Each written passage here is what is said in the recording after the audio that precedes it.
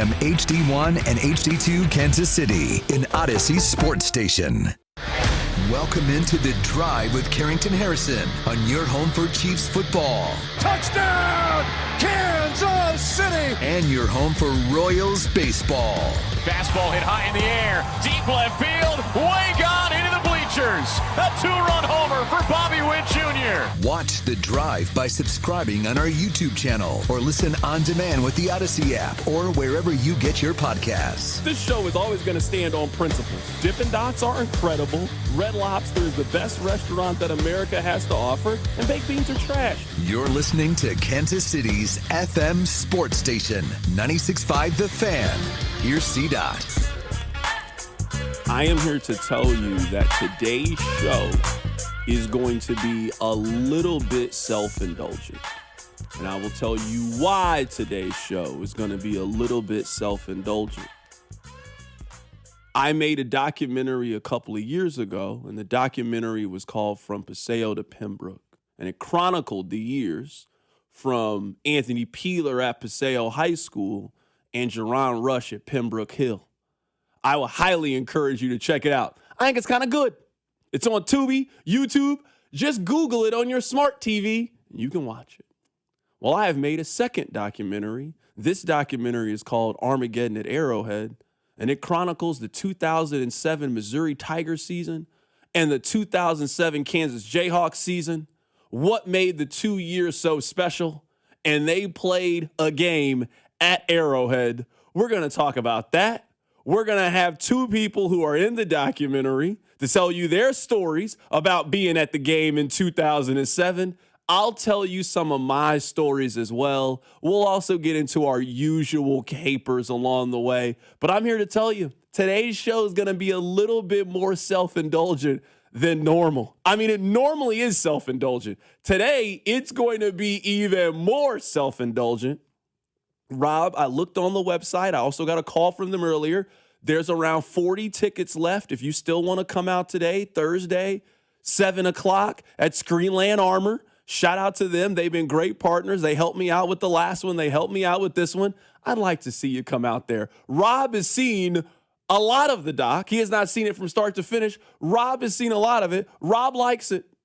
Rob is a fan. And if Rob likes it, I think you'll like it too. My name is Carrington Harrison. Happy to be here with you. Happy Thursday to you and yours. We got a lot to get into in today's show. Matt Tate's going to be on the show coming up in about 15 minutes. He covers Kansas. Gabe DeArmond's going to be on the show. He is going to be on the show at 3:15. We're also going to talk a little Buffalo Bills. I got a chance to catch up with Jeremy White earlier today.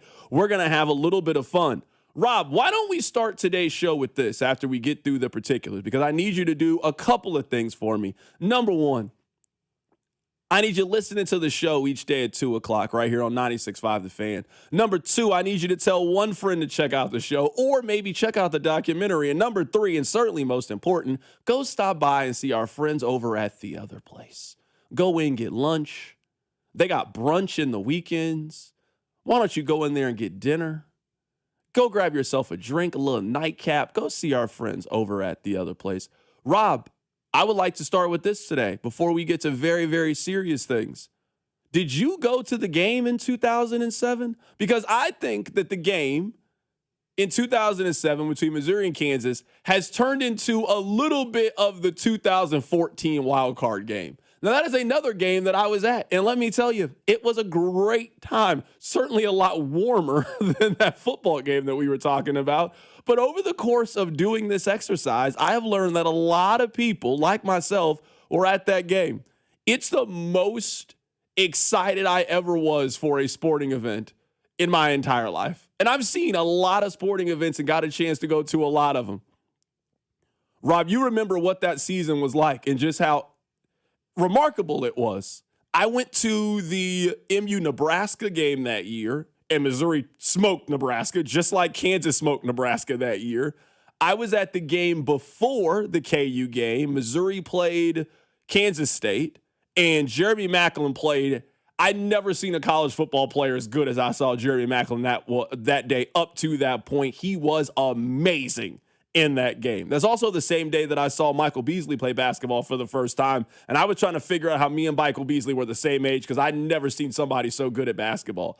I was at the MUKU game. I've only been to College Game Day one time, Rob.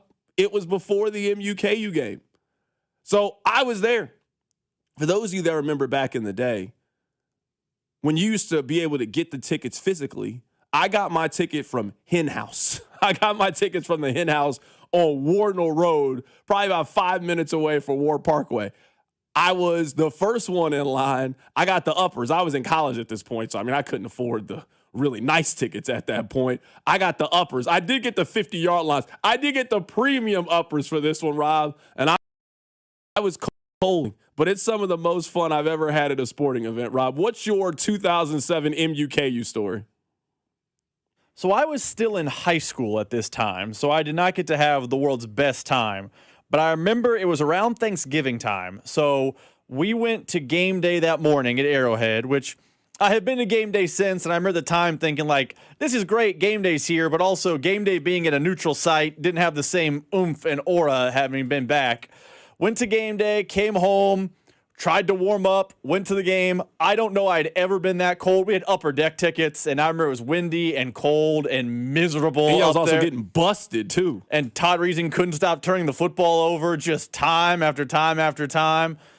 We left right after the safety, and I remember thinking, like, what a fun season comes to such a horrible ending. But I did end up going to Miami, which was a great time. So the game itself, cold. Miami, very warm. We will also cover that in the documentary as well. That's also very much a part of the story, is not just the game, but what happened after the game for both teams is certainly a major part of it. I would say that it is the most unique environment that I've ever been, probably up until I went to the World Cup a couple of months ago. Now, I've been to, I was at Game 7 of the World Series. I was at in my mind, the last MUKU basketball game. Then they just started like a new version. They rebooted it. I got a chance to go to this. It was such a unique environment to see Arrowhead that way. Because usually when you go to Arrowhead, it's, 80% Chiefs fans. Sometimes it's 100% Chiefs fans, depending on what team that they are playing. It felt like a true, genuine split. So whenever something would happen, there would always be a loud roar. So if it's an incompletion, there's a cheer, there's a boo, there's a celebration. I don't really know too many times where I was in an environment like that it was a true split. And over the course of doing this documentary, Rob, I learned a lot of very interesting things. Rob, did you know that was the first watch party at P&L? Think about how much of a hub for the city that has become for major sporting events. Some of you have watched the Super Bowl there. Some of you have watched the World Series there. You have watched the World Cup there, whatever it is. The very first watch party at Power and Light was these two teams playing each other back in November of 2007. So I think it's a really important story. I think it's one of the most important games in Arrowhead history.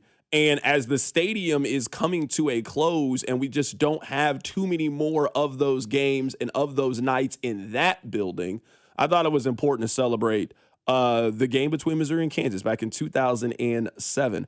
All right, I want to play two things for you. This whole thing doesn't have to be about me. There's other things I want to talk about as well. Let me play for you guys what Nate Taylor had to say about Josh Simmons, because I think this is becoming now the number one story with the Kansas City Chiefs. I think Patrick Mahomes is going to play.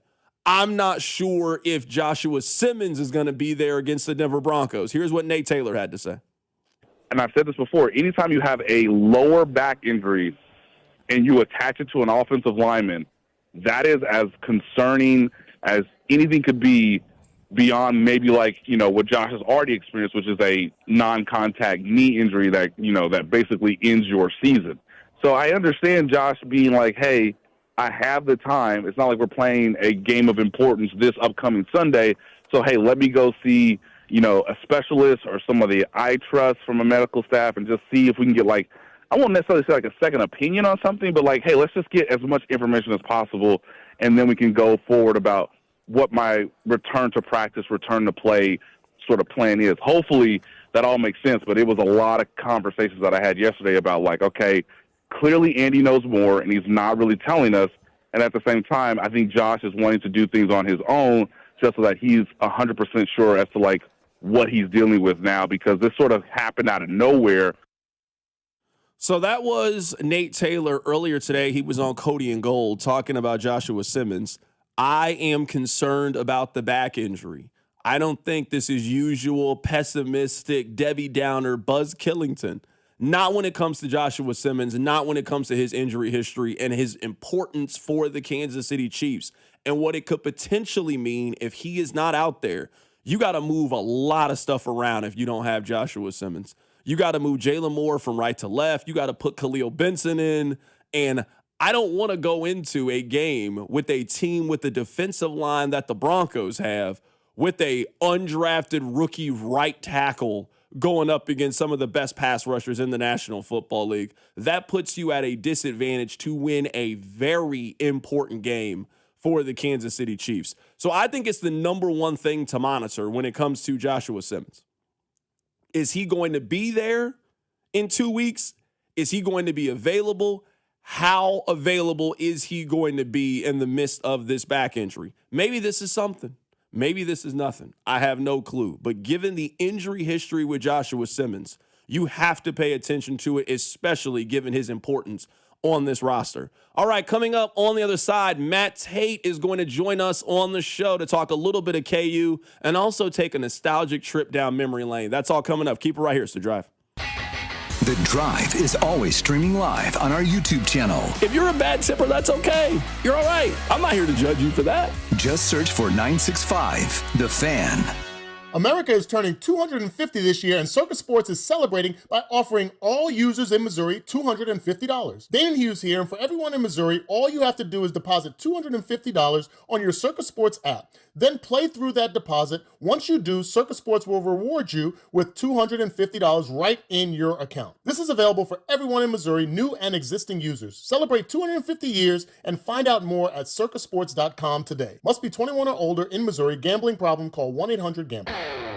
This is the story of the one who keeps multiple buildings running smoothly day after day. Plumbing that flows, HVAC that hums, cleaning supplies that keep surfaces sparkling. That's why she counts on Grainger. With easy reordering online and 24/7 support, Grainger helps her keep the products she needs on hand. So shelves stay stocked and buildings stay ready. Call 1-800-GRAINGER, click Grainger.com, or just stop by. Grainger, for the ones who get it done. Men, summertime is here, and that means vacations, summer barbecues, outdoor parties, camping, beaches, and so much more. This is Jeff for Heartland Men's Health, and if you're like many men, you may not be feeling like yourself this summer. Perhaps your energy is low and you aren't sleeping well. Maybe your workouts aren't as good as they used to be. And if what I'm describing is you, it's likely you're suffering with low testosterone. But low T doesn't have to affect you anymore. Just call Heartland Men's Health, get treated, and see how it changes your life. If you're like most men, you'll feel so much better. Deeper sleep, improved vitality and clarity, greater strength and energy, and an enhanced sex drive as well. So call us. Just $99 gets you a PSA and T-test and a medical consult. And if you start on treatment the day of your appointment, your visit is free. Call 844-447-6600. That's 844-447-6600. Or go to heartlandmenshealth.com. We have 3 offices, Overland Park, Independence, and North Kansas City. This is Dane and Hughes. In Kansas City football, we honor tradition, but we always look forward to what's next. That's why I'm all in on Yingling Flight. It's brewed by the oldest brewery in America, but built for today. 2.6 carbs, 95 calories, crisp, clean, and full of flavor, just the way a light beer should be. It's got the legacy and the stats to back it up. Yingling Flight, the next generation of light beer, and the official beer of me, Dane and Hughes. DJ Yingling and Son, Pottsville, Pennsylvania. Someone had a birthday. Yep, 50. Can't believe it. 50 years of wisdom. Great segue. We have a health reminder from the CDC. Pneumococcal vaccination is recommended for adults 50 or older. Says here, we're over 6 times more likely to be hospitalized with pneumococcal pneumonia than adults under 50. I don't love those odds. Same. Look what I found. Pfizer's Prevnar 20 is proven to help protect adults against pneumococcal pneumonia and invasive pneumococcal disease in just 1 dose, and millions have already gotten it. Continued approval may depend on a supportive study. Don't get Prevnar 20 if you have a severe allergy to its ingredients. A weakened immune system may lower your response. Common side effects include injection site pain and swelling, fatigue, headache, muscle, and joint pain. For full prescribing information, please call 1-855-213-2138. Visit Prevnar20.com or talk to your doctor or pharmacist. I'm on Prevnar20.com now, scheduling my appointment. Good idea. And happy 50th. Sometimes historic events suck. But what shouldn't suck is learning about history. I do that through storytelling. History That Doesn't Suck is a chart-topping history-telling podcast, chronicling the epic story of America, decade by decade, from the 18th century to the 20th. Original music and immersive sound design accompany us on our storytelling journey. Listen to and follow History That Doesn't Suck, an Odyssey podcast, available now on Apple Podcasts, Spotify, or wherever you get your podcasts. Cha-ching! That's the sound of Lowe's Labor Day savings. Get up to 45% off select major appliances and save up to an additional $100 on select laundry pairs. Plus, get 3 bags of Miracle-Gro 0.75 cubic foot garden soil for just $10. Labor Day deals are on now at Lowe's, in-store and online. Valid through 9/9 while supplies last. Selection varies by location. See Lowe's.com for more details. Soil offer excludes Alaska and Hawaii. Hey, it's Brew, and between my radio show, filming content, editing videos, and trying to stay connected with family, reliable Wi-Fi isn't really optional anymore. I just need it to work. That's why I like that with Xfinity, you get the most reliable, fiber-powered Wi-Fi with the best equipment at one price for 5 years, guaranteed. No contracts or commitments. Plus, Xfinity makes getting connected simple with same-day Wi-Fi so you can get online in minutes. Restrictions apply. Not available in all areas. Use of fiber or coaxial cable. Learn more at xfinity.com/same-day Wi-Fi. Xfinity. Imagine that.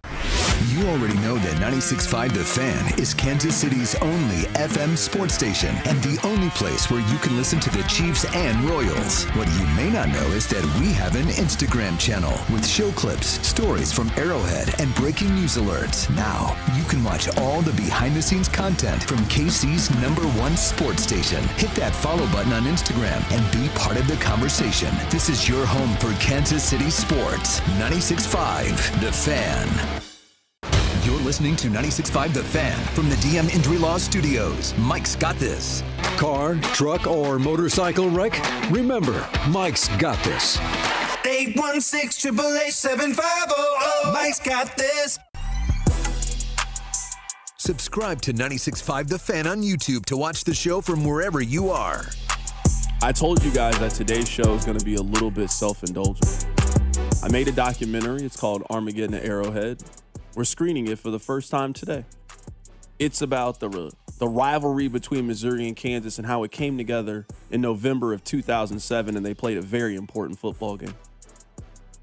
One of the people who is in the documentary to explain the rivalry between the two teams is on the phone right now. You've heard him before. Friend of the show, Matt Tate, joins us here. Matt, how are you doing, man? I'm doing great, man. How about you? You fired up? I am fired up. I told you that you were going to be in, and I can confirm that you officially made the documentary. Well, I probably am the least important and least impressive person in it, but I was thrilled to be a part of it, and I can't wait to come over and see it tonight. It's going to be a lot of fun, and I'm sure that it's going to be packed, and I'm sure thousands and thousands and thousands of people beyond tonight will see it too. I know a bunch of people who are very excited to see what it's all about, and a lot of people who are very excited to see if you could even be remotely neutral about it. And I gave you credit. I said I think he viewed this as a historical record of something that was monumental for both schools, both programs, both football programs, all of that. And so I don't think he was, I haven't seen it yet, but I don't think it was, a typical Tiger loving to hate on KU. I know that's part of it, but I do think I'm anticipating it being as down the middle as it can be, and I can't wait because you do a great job with this kind of stuff. Yeah, I mean, you have to tell the story about both teams and how they get there. I mean, obviously we know how the one part of it ends,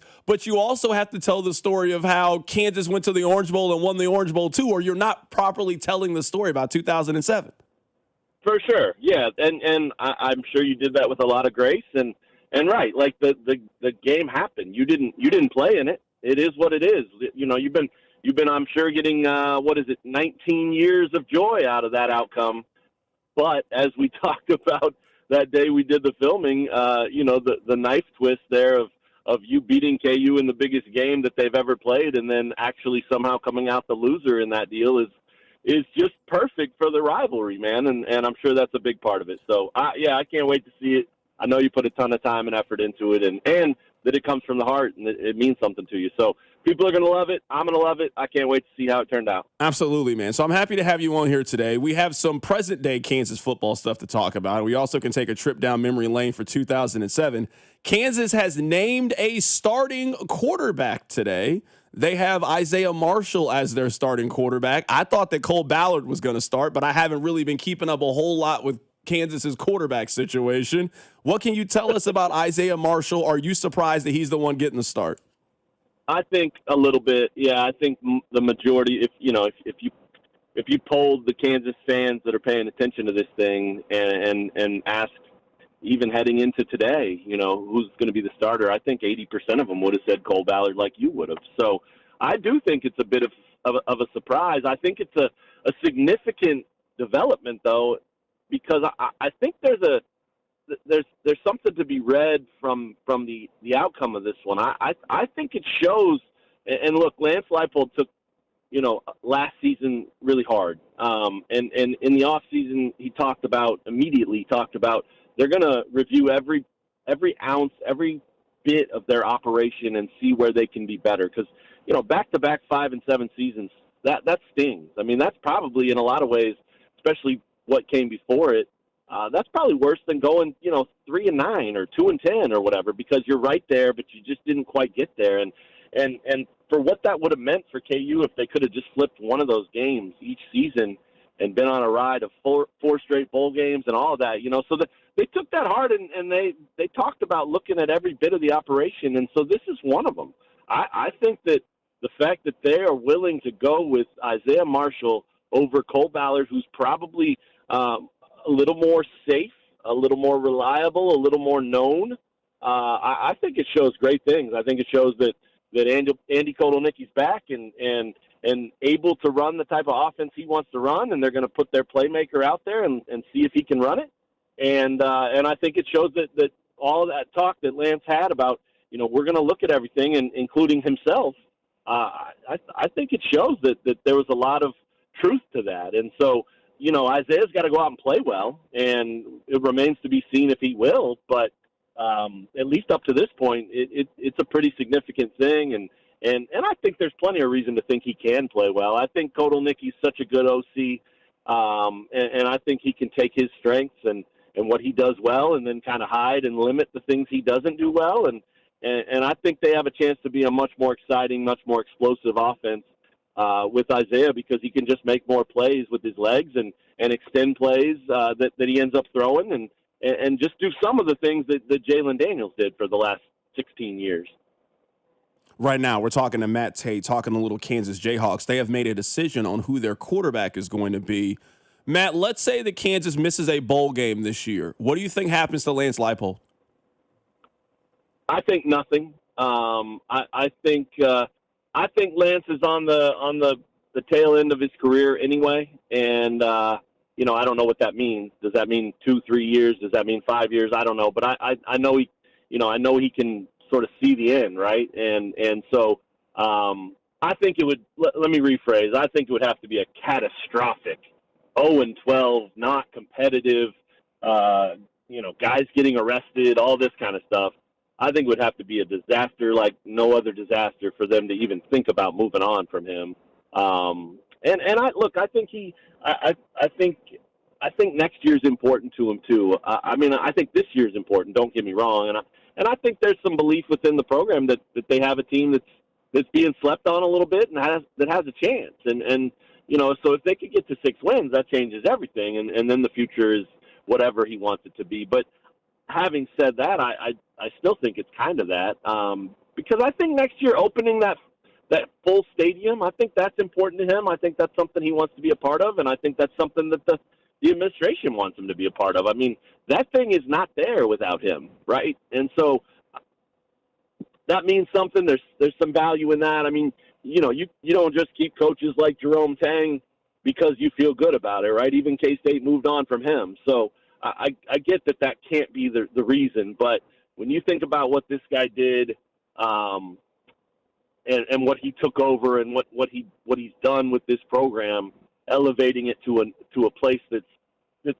stable. Are they where they want to be? No. Have the last 2 years been disappointing? Heck yeah. I mean, anybody would say that, including the coaches and players themselves. So they're not celebrating that, hey, we're back, but they are relevant again, and they are competitive again, and they do look like a program that knows what they're doing, and their strengths coach is in good shape, and guys develop at KU, and all those things that we're missing are there now. So I think, I mean, wins and losses aside, I think Lance has done exactly what he came to do, and so I think no matter what happens this year, short of a catastrophe, I think he's absolutely back next year.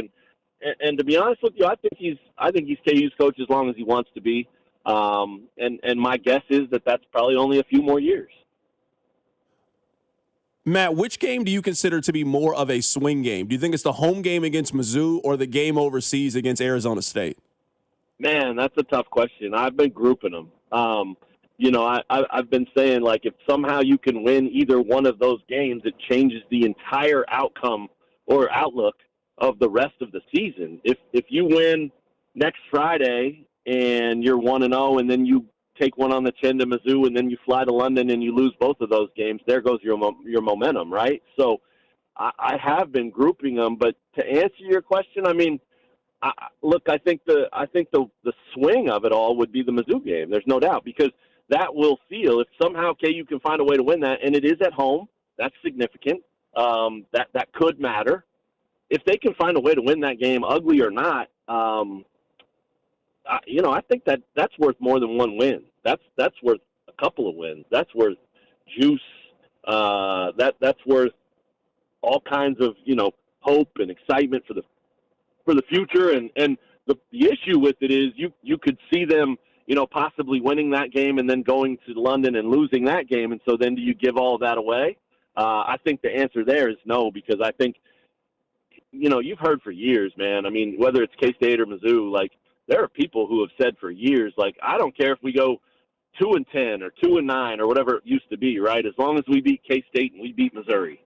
And so I think that still plays for a lot of people. So bigger swing game is probably the Missouri game, just because, number one, it's first, and number two, if you can find a way to win it, it delivers more than your average victory.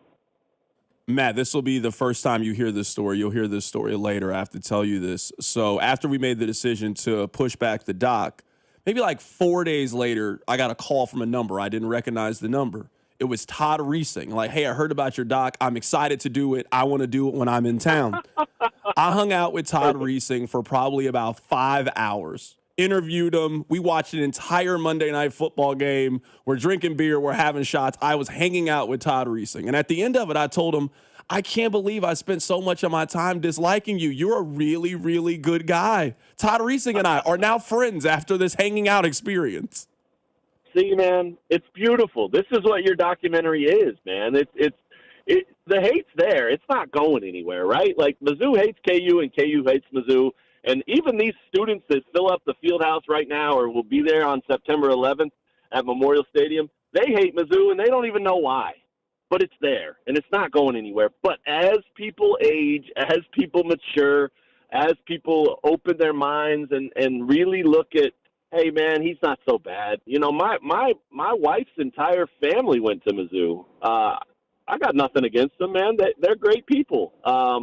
So it's been fun to see that as I've gotten older, and there aren't very many perks to getting older, but that's one of them. Things like that are one of them. So I love that story, and Todd's the best, man. And you hit Todd right in his environment too, man. I mean, like, you guys weren't at book club. You were having some drinks and hanging out. That's perfect. Yeah, I got to hang out with Todd Reesing at Johnny Taverns. I feel like that was a good bucket list item to check out for me. No doubt. There's a lot of KU fans that would have bid a lot of money on that auction item, right? So I don't know if I should say consider yourself lucky, but I think so, man. I think that's very cool, and it's cool that that you got him. I mean, first of all, he needs to be in that thing, right? And nobody lived it quite like him. I mean, he's the poster child of that game, right? I mean, that clod of grass in his helmet after that sack. I mean, that's the image of that game. So, yeah, I'm thrilled to hear you got him. That is Matt Tate joining us on the show today. Matt, great stuff, man. I'll see you later today. Sounds great, man. Looking forward to it. Enjoy. Absolutely. That is Matt Tate joining us on the show. Let me tell you that our college football coverage on The Drive is brought to you by Blue Cross and Blue Shields of Kansas City. Discover the benefit of the blue. Matt Tate was actually a big help. Matt Tate actually helped me get Chris Harris to do the appearance in the documentary. So I got a lot of love for Matt Tate. He was a big help in all of that. Rob, I'm sad you can't come today. Especially because, I mean, you've seen maybe more of the doc than 99% of people in my life. Short of you and Briscoe, I think I've probably seen the most of the doc of anyone. You saw it when it was rough, like in the very, very beginning. You know, when you're like starting to put all of the things together, like, hey, watch this. Does this make sense? Does this flow? Do you like the story of it? You need those kind of sounding boards. And I know Rob just knows the story as well as anybody. I think I've seen the first, unless you've changed it, I've seen like the first 40 minutes already. Yeah, no, we watched the first 40 minutes together. You sent it to me and you're like, watch this. Now, I've seen the first 40 minutes about 5 different times, so I have a pretty good understanding. The first changed a lot. It's changed I have a pretty good understanding of the first 40. I know that part like the back of my hand.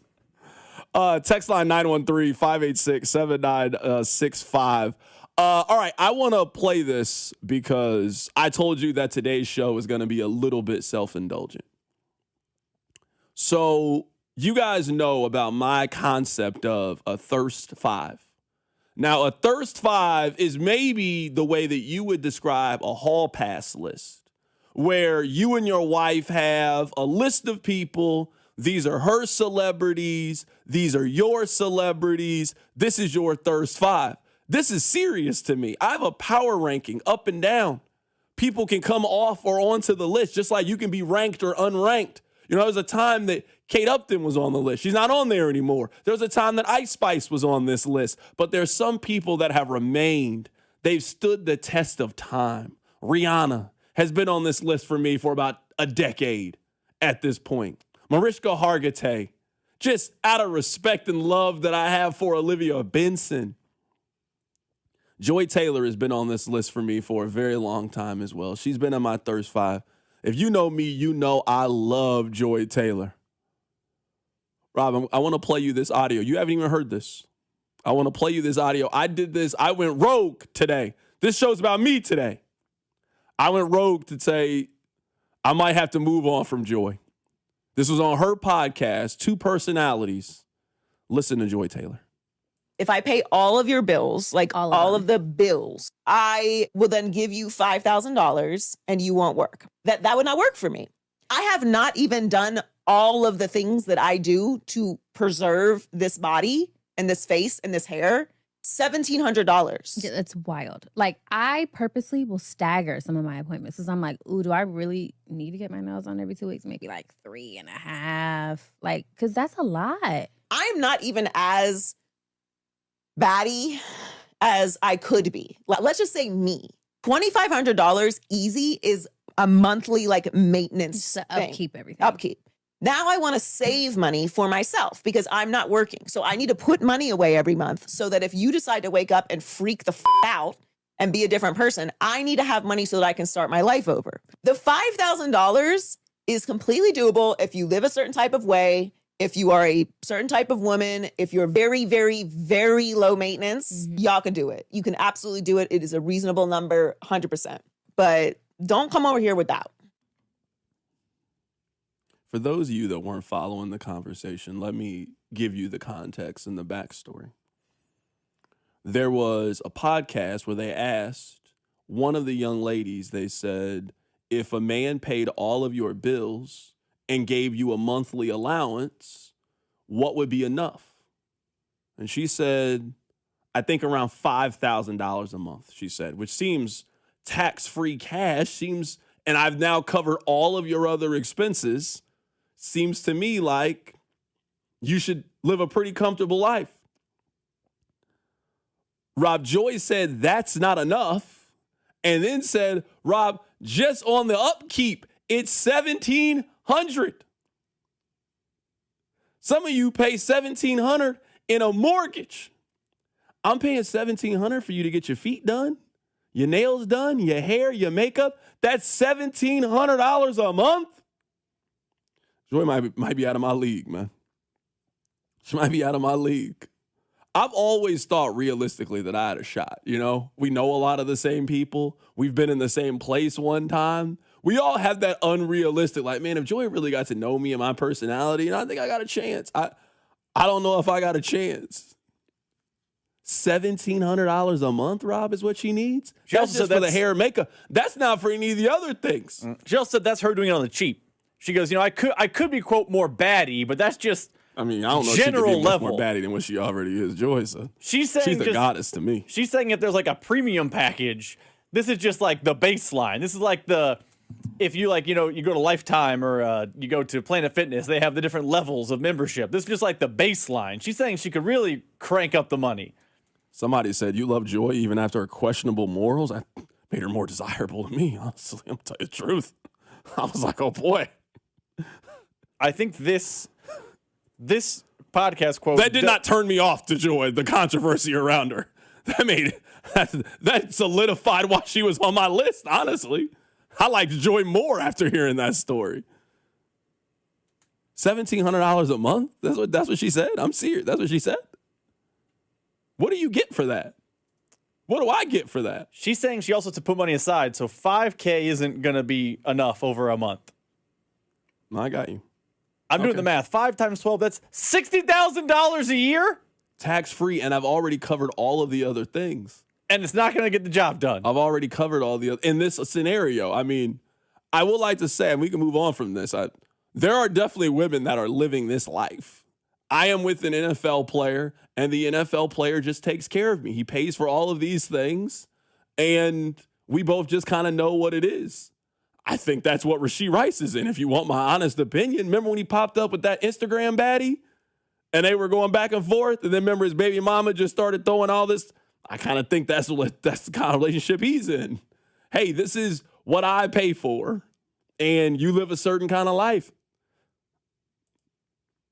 Is there a way that we can sign up for this, Rob? Is there a male equivalent? I don't know. I don't mind. You know how they say like wives and girlfriends, and like that's like a term, a title? I'll be this for a WNBA player. I'll quit this job tomorrow.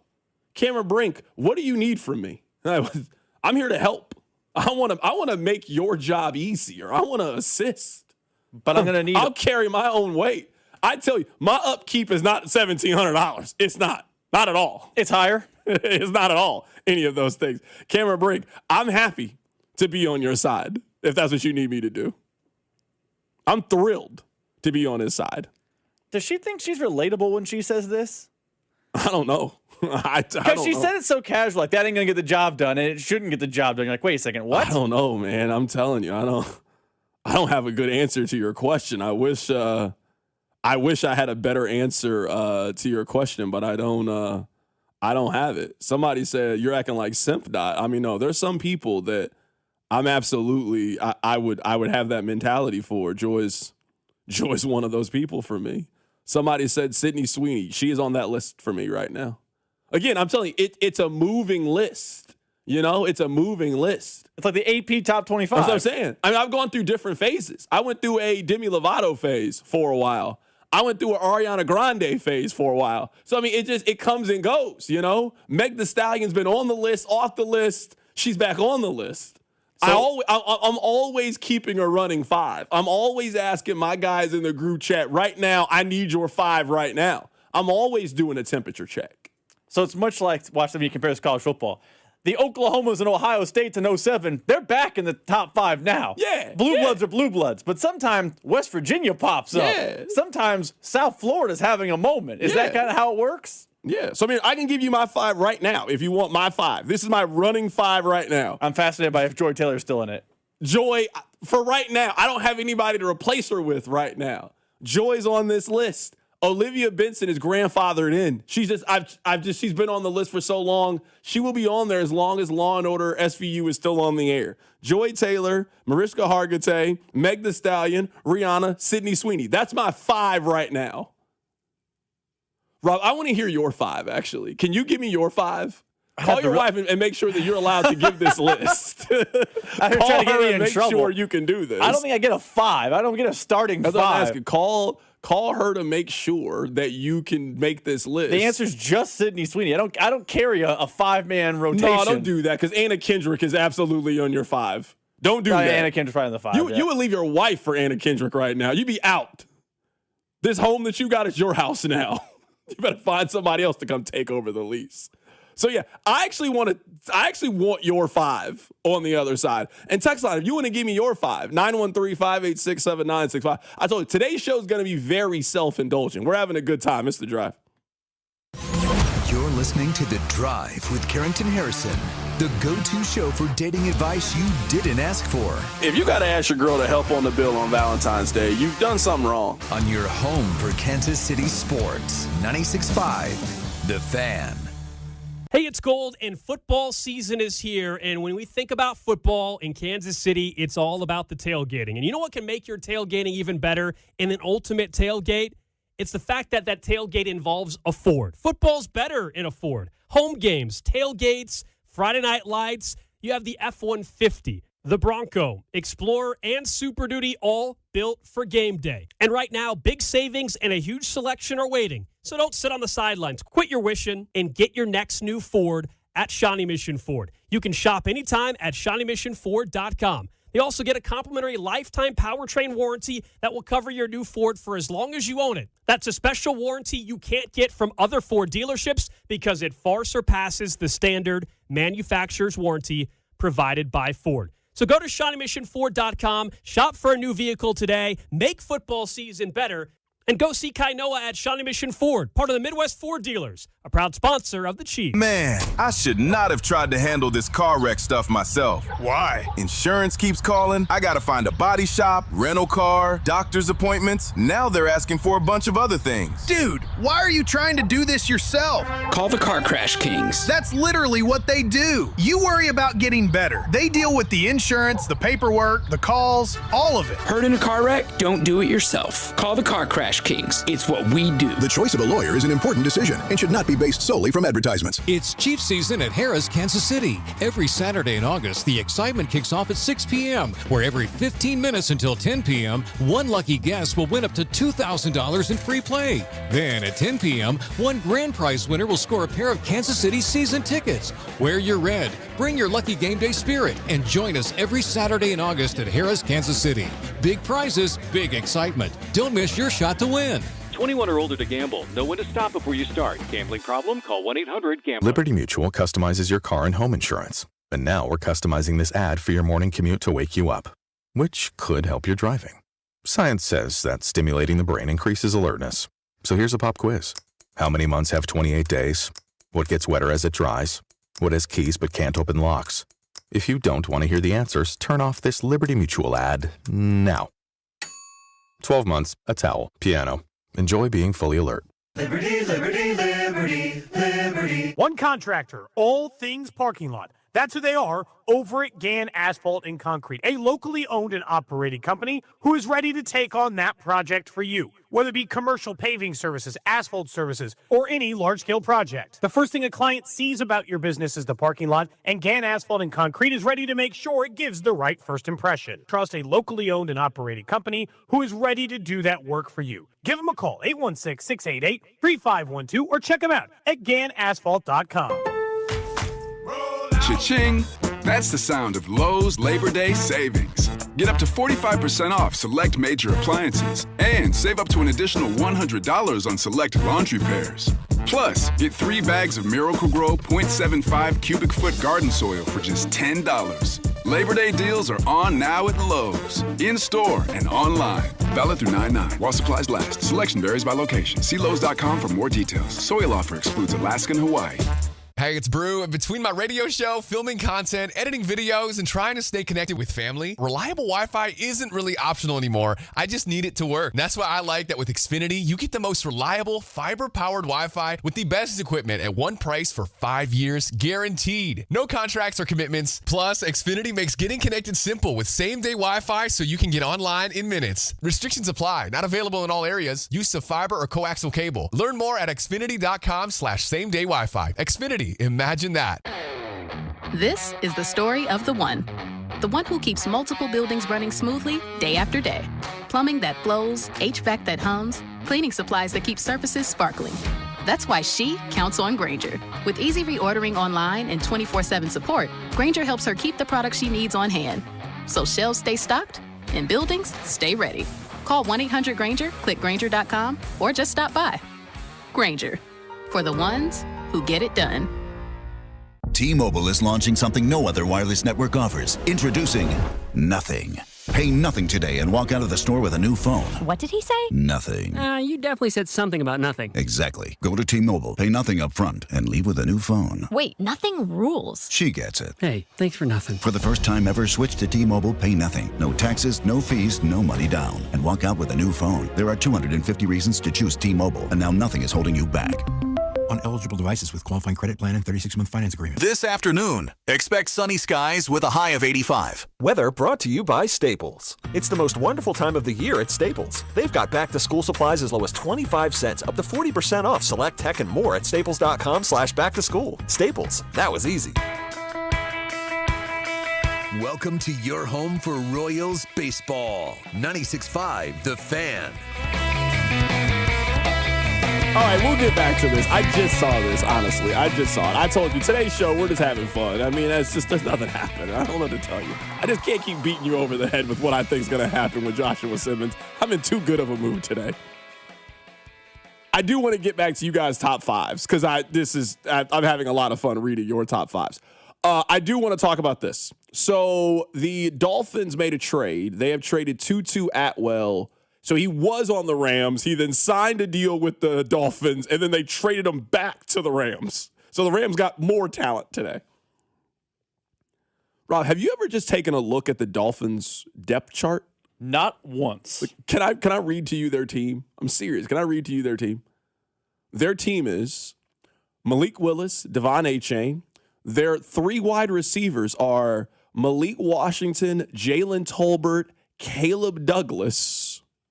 Do you think you can name one defensive player for the Dolphins? Jordan Brooks. He led the NFL in tackles last year. Jordan Brooks. They also have Willie Gay Jr. on their team. Oh, wow. Joshua Uche is on their team. So their team is, you weren't good enough for the Chiefs. So now you go to this is one of the worst rosters I've ever seen. They're bad. They're really bad. I would have liked Tutu Atwell. I'm telling you the truth. I'd have been in favor of going to get Tutu Atwell. I know that the Chiefs have determined they don't need any more wide receivers, but I would have been open for Tutu Atwell. I mean, 2 years ago, he had 42 catches for 562 yards. Last year, he was banged up, but he's 26 years old. I would have taken a chance on that guy, especially because they gave up a backup running back to go get him. But I understand you go back home, you know the system, you can immediately step in. The Dolphins are openly tanking is what they're doing. Openly tanking. Have you ever seen a player sign in free agency and then get traded before he ever plays for that team? Has that ever happened before? Carlos Hyde. Yeah, I mean, that's crazy to me. That's what it is. It's crazy to me. I mean, I know that we always talk about the NFL doesn't have tanking. The Dolphins are tanking. Oh, 100%. 1,000%. I'm trying to pull up the way Malik Willis' contract is structured, but it's basically... I don't care about that anymore. You know what? I'm over that. It's time to get down to business. I'm just saying that we call for Arch. The Malik Willis is a one-year deal, and they're drafting Arch Manning next year. Awful for Arch. That's losing for Lenoris. Awful for Arch. Doomsday for Dante. All right, I'm going to go through some of these top fives because I'm actually really enjoying this. This is very entertaining to me. I enjoy hearing your top fives. So I gave you my top five. The reason we did this is we played the audio from Joy Taylor. Joy Taylor is in danger of being off my top five for the first time in like 7 years. This is my top five right now, my running list. I'm always changing the list. Joy Taylor, Olivia Benson, Meg Thee Stallion, Rihanna, Sydney Sweeney. That's my five today. But tomorrow could be a different five. Like right now, I'm really considering taking Joy Taylor off and adding Hillary Duff. Hillary Duff has had an MVP level 2026. Every time I go on Instagram, I'm just like, why am I not with Lizzie McGuire? Rob, now I hope you participated in this activity. And we can go through some of the text lines, because I'm seeing some strong, if that's your five that you hand in, ball. I salute you. Rob, give us your five. I want the Rob Britton starting 5. I mean, you know the first two. Everyone knows the first two. Anna Kendrick. Mm-hmm. These are in no order, by the way. No, it's perfectly fine. Mine's not in any order either. Anna Kendrick. Sydney Sweeney. I mean, mean, most people have Sydney Sweeney. Yeah, That's a right free now, space. She's on a great run. It's an automatic free space at all. I mean, she couldn't act. She couldn't play dead. I don't care. I watched The Housewife. I was watching it for. This is amazing. I thought it was The Departed in my home. I mean, Amanda Seyfried ran her off the screen actor-wise. It was bad. No, I'm with you. It was not good. It was an uphill battle. It was for sure. Livy Dunn. Okay, Livy Dunn. I'm not mad at Livy Dunn. Anna de Armas. What would I know her from? I've heard that name. I just want to know exactly what would I know her from. What would you know her from? Let me Google this. She was one of the Bond girls once. Hold on, Anna. She's been in. Hold on, let me see. You will recognize her, but you will. Okay, I've seen her before. I don't. Okay, she's been in a couple movies I've seen. Mm-hmm. I'm not super familiar with her. And then Florence Pugh. Florence Pugh. That's a good pull from you. Who gets your honorable mention right now? Like the way that Hillary Duff is like on the bench. She's like my Manu Ginobili on my team. Who's your Manu Ginobili? Manu Ginobili was a bench player? Yeah, he didn't start.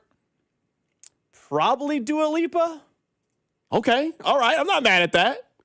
Probably. If there was one just on the outside looking at it, I'm just thinking about my Instagram. Yeah, I'm not mad at that. I'm not mad at that at all. How would you rate this top 5?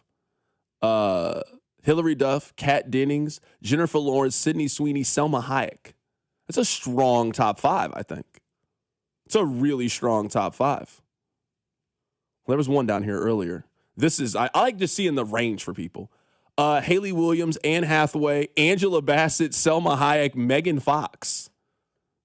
That's a range. That's a spectrum that's on your list. I feel like you need one older woman on the list. I do feel like that. That's my Olivia Benson. Like you need an Angela Bassett. Just I don't know. It's something different. You need one of those on your list. I'm stunned. Martha Stewart went on your list. Okay, calm down. You want to know a phase I went through? You definitely had a Martha Stewart phase. I'm going to tell Don't you act a like you phase didn't. I went through for the longest time. I went through a Jessica Alba phase for a very, very long part of my life. Jessica Alba, that was my 2007 me. That was my Rihanna, was Jessica Alba. I've seen the movie Honey more times than I probably want to admit because I just wanted to see Jessica Alba. She was very high on my list. Like when people went through the Megan Fox phase, I didn't maybe go through that as much as everybody else did. I was too stuck on Jessica Alba during that time. Great time. You know somebody I actually surprised you didn't put on there? Alexandra Daddario. That seems like your kind of type. Definitely was a time. True Detective season 1, but I mean, what has she been in the zeitgeist all recently? No, I was asking. I just watched Baywatch like over the weekend. Why? It was just on TV. It was on TV. You need to get out. I actually like that movie. You don't like that movie, but I mean, it's not very good. That's why I don't like it. I actually like that movie. It's actually surprisingly mid considering how many people, like, actual stars are in it. Rob, I want to play something that Matt Tate said, and I want to get, because you made a face whenever Matt Tate said this. Do look like a program that knows what they're doing, and their strength coach is in good shape, and guys develop at KU, and all of those things that we're missing are there now. So I think, wins and losses aside, I think Lance has done exactly what he came to do, and so I think no matter what happens this year, short of a catastrophe, I think he's absolutely back next year, and to be honest with you, I think he's KU's coach as long as he wants to be, and my guess is that that's probably only a few more years. Lance Leipold is Kansas's coach for as long as he wants to be. This is the sense that I'm getting, Rob, and I want to give you more time than I got here. I am getting the sense that KU expects more from their football program and wants more than what Lance Leipold is currently turning in. I think they appreciate Lance getting you to where they are now. They were embarrassing not that long ago. But I think KU expects to make the bowl game every single year, especially after the level of investment that they have put in there. I hate to disagree with Matt Tate. That's my guy. I don't know if Lance he can coach here as long as he wants to. I think KU fans want more results than that. I think the first part of what Matt said is 100% correct. What Lance has done to take the program from absolute embarrassment to respectability is commended. But I feel like there's a portion of the KU fan base, which I think is the larger portion right now, that is worried they've stagnated. Because his first year they were 2-10, but they beat Texas, and there was thought that, they might have found a quarterback. They might have something happening there. Then they went to a bowl game at 6-6. Then the year after that, they were 8-4, and it was, KU might have some in their football coach. And then it was back-to-back 5-7 seasons. So I think KU fans are super appreciative of what he has built. The question is, can he take that next step? KU fans, obviously KU fans would love to be a 9-10 win program.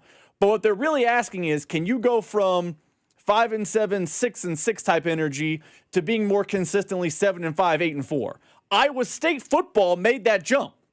So it's not like a school locally with similar resources can't make the jump. K-State, I know they're historically a lot better than Kansas, is consistently a 7-5, 8-4 type of program. KU felt like they were on a trajectory to be that, and it feels like they've stagnated. So I don't think he's fired, barring a catastrophe. I agree with Matt Tate there. But I don't know that 5-7 is going to, satiate the fan base for a third straight season. Let's talk more college football coming up on the other side. I am releasing a documentary. Today's the first screening of it. It's at 7 o'clock at Screenland Armor. Hope to see you out there. We're having a little bit of fun today. There's nothing happening with the Chiefs, and the Royals are not making the playoffs, so we're having a little bit of fun. Let's keep talking college football, because I think you said something interesting, which goes with a theory that I have. We'll get to it next. Keep it right here, so Drive. The Drive with Carrington Harrison on your home for Kansas City sports. 96.5 The Fan. This is the story of the one who keeps multiple buildings running smoothly day after day. Plumbing that flows, HVAC that hums, cleaning supplies that keep surfaces sparkling.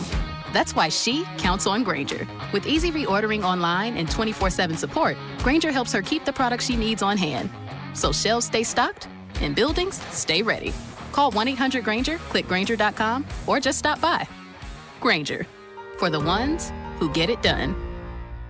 T-Mobile is launching something no other wireless network offers. Introducing Nothing.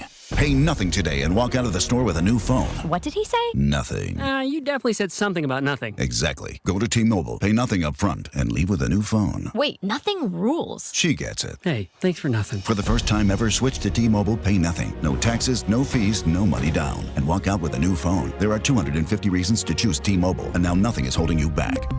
On eligible devices with qualifying credit plan and 36-month finance agreement. I'm McCall with Lee Summit Subaru, and it's time to make a big deal out of nothing. Lee Summit Subaru's 0% event. Get up to 0% on select 2026 Subaru models for up to 72 months. And we have the largest selection of Subaru certified vehicles in Kansas City. 0% event and a lifetime warranty. Fall in love with driving again at Lee Summit Subaru. The Subaru A Lot to Love event. VIN number 4S4SLD L61T303847 based on 2025 Kansas City inventory listings.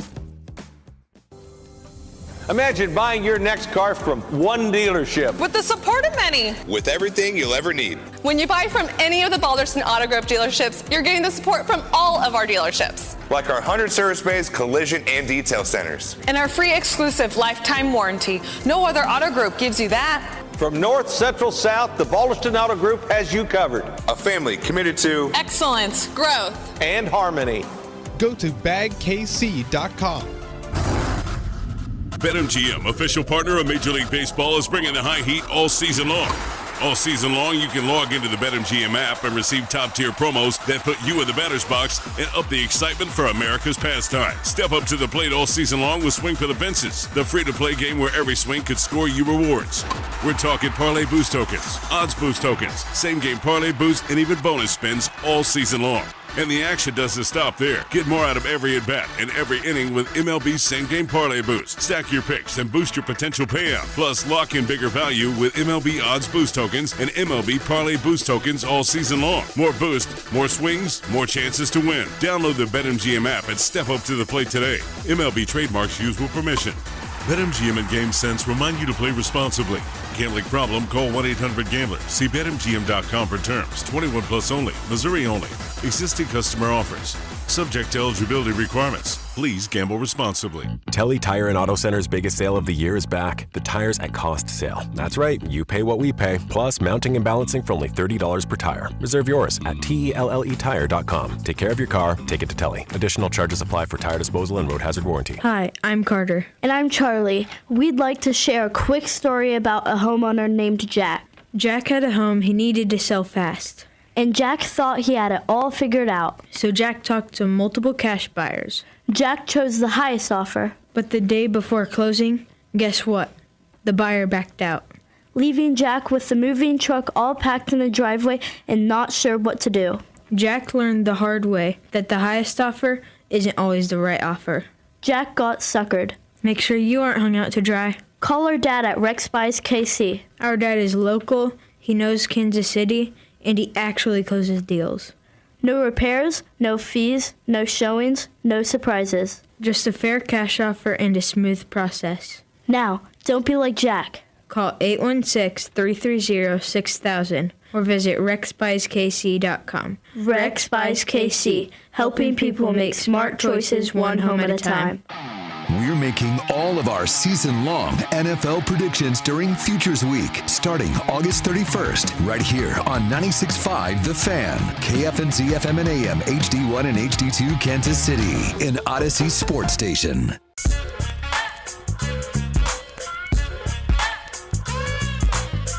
All right, Rob, let's talk a little bit of college football.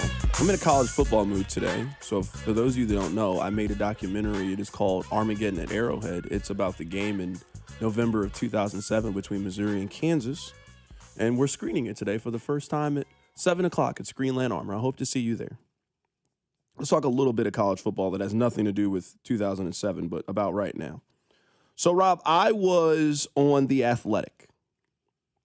And while I was on The Athletic, they had Dane Brugler's, his top 50 NFL prospects. I was like, all right, cool. That's my kind of time. It wasn't a mock draft. It was just, hey, these are the best college players entering the season. I think you can guess who number one is.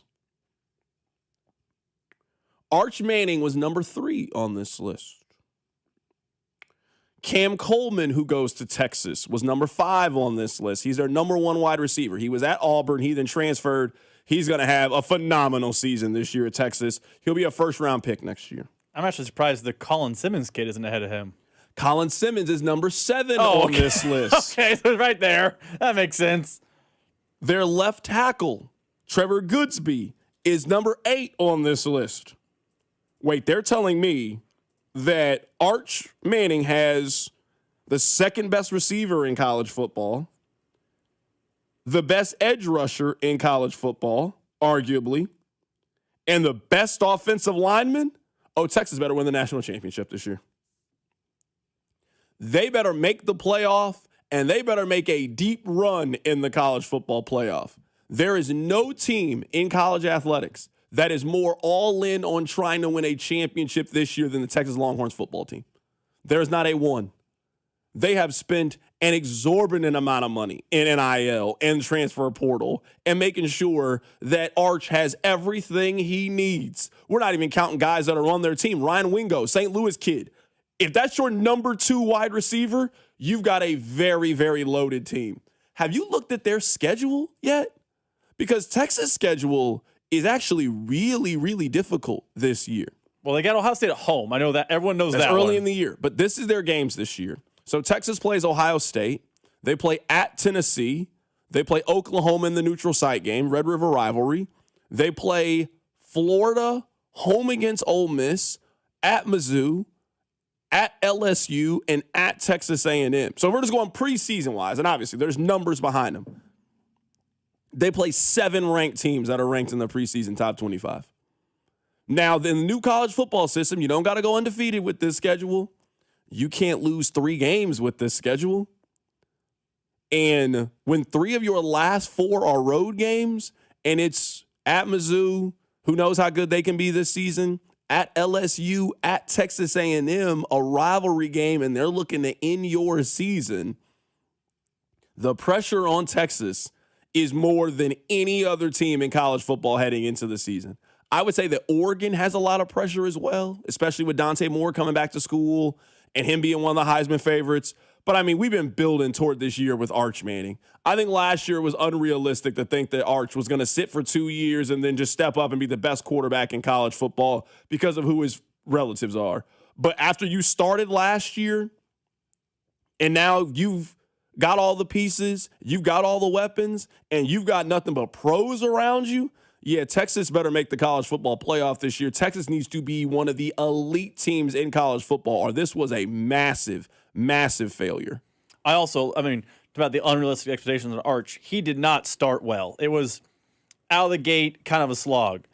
But his last 6 games at Texas, 5-1, 1,700 yards, 14-2. Like, Arch got really good after Texas season was kind of over. We stopped watching Texas like that because they had lost to Ohio State. He didn't play well. They had lost at Florida. He didn't play well. And everyone's like, oh, ho hum, their season's over. He played really good football down the stretch.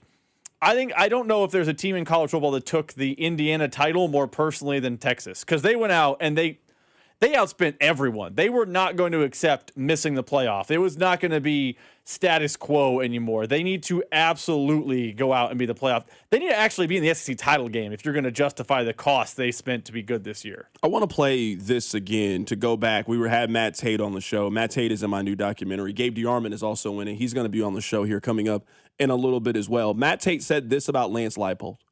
Do look like a program that knows what they're doing, and their strengths coach is in good shape, and guys develop at KU, and all of those things that we're missing are there now. So I think, wins and losses aside, I think Lance has done exactly what he came to do. And so I think no matter what happens this year, short of a catastrophe, I think he's absolutely back next year. And to be honest with you, I think he's KU's coach as long as he wants to be. And my guess is that's probably only a few more years. This is a theory that I have. This is just a opinion. Take it or leave it. I think almost every program in college football thinks that they should be a rung higher up the ladder than what they are. And NIL and the belief that you can just instantly turn things around, and some teams can, I think that has made it even more unrealistic for fans.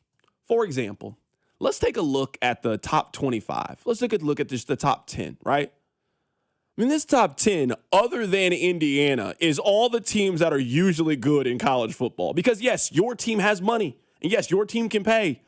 So can Texas A&M and so can Miami. They also have the ability to buy players. And they also have brand recognition. So the top 10, Ohio State, been good our entire life. Oregon, been good for the last 30 years. Georgia, Notre Dame, Texas, Indiana, that has come out of nowhere.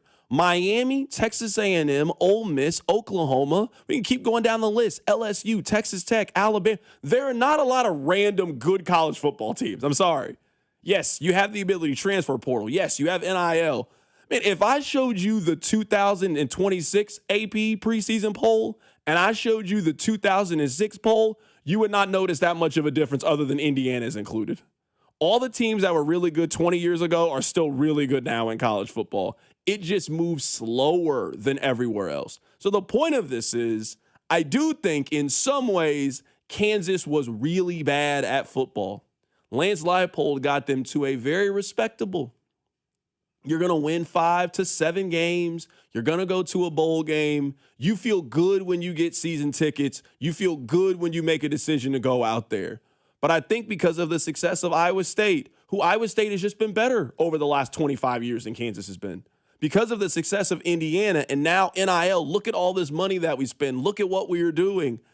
I think it has made programs like Kansas think that you should be a 7, 8, 9 win program when you've never been that consistently. I think it has made programs like Missouri now think, hey, we've, at least since the last 25 years, since the Pinkel years, they've been a 7 to 9 win, and there's those spikes. If the schedule breaks correctly, you can win 10 or 11, and you usually are going to hit your head against one of the powers. You usually lose to Texas or Oklahoma or Alabama or Auburn or one of those kind of programs. I think NIL, in a sport in which the fans are already incredibly delusional, I think it has made a fan base even more delusional.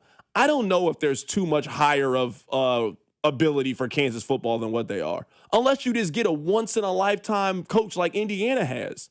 Curt Cignetti is special.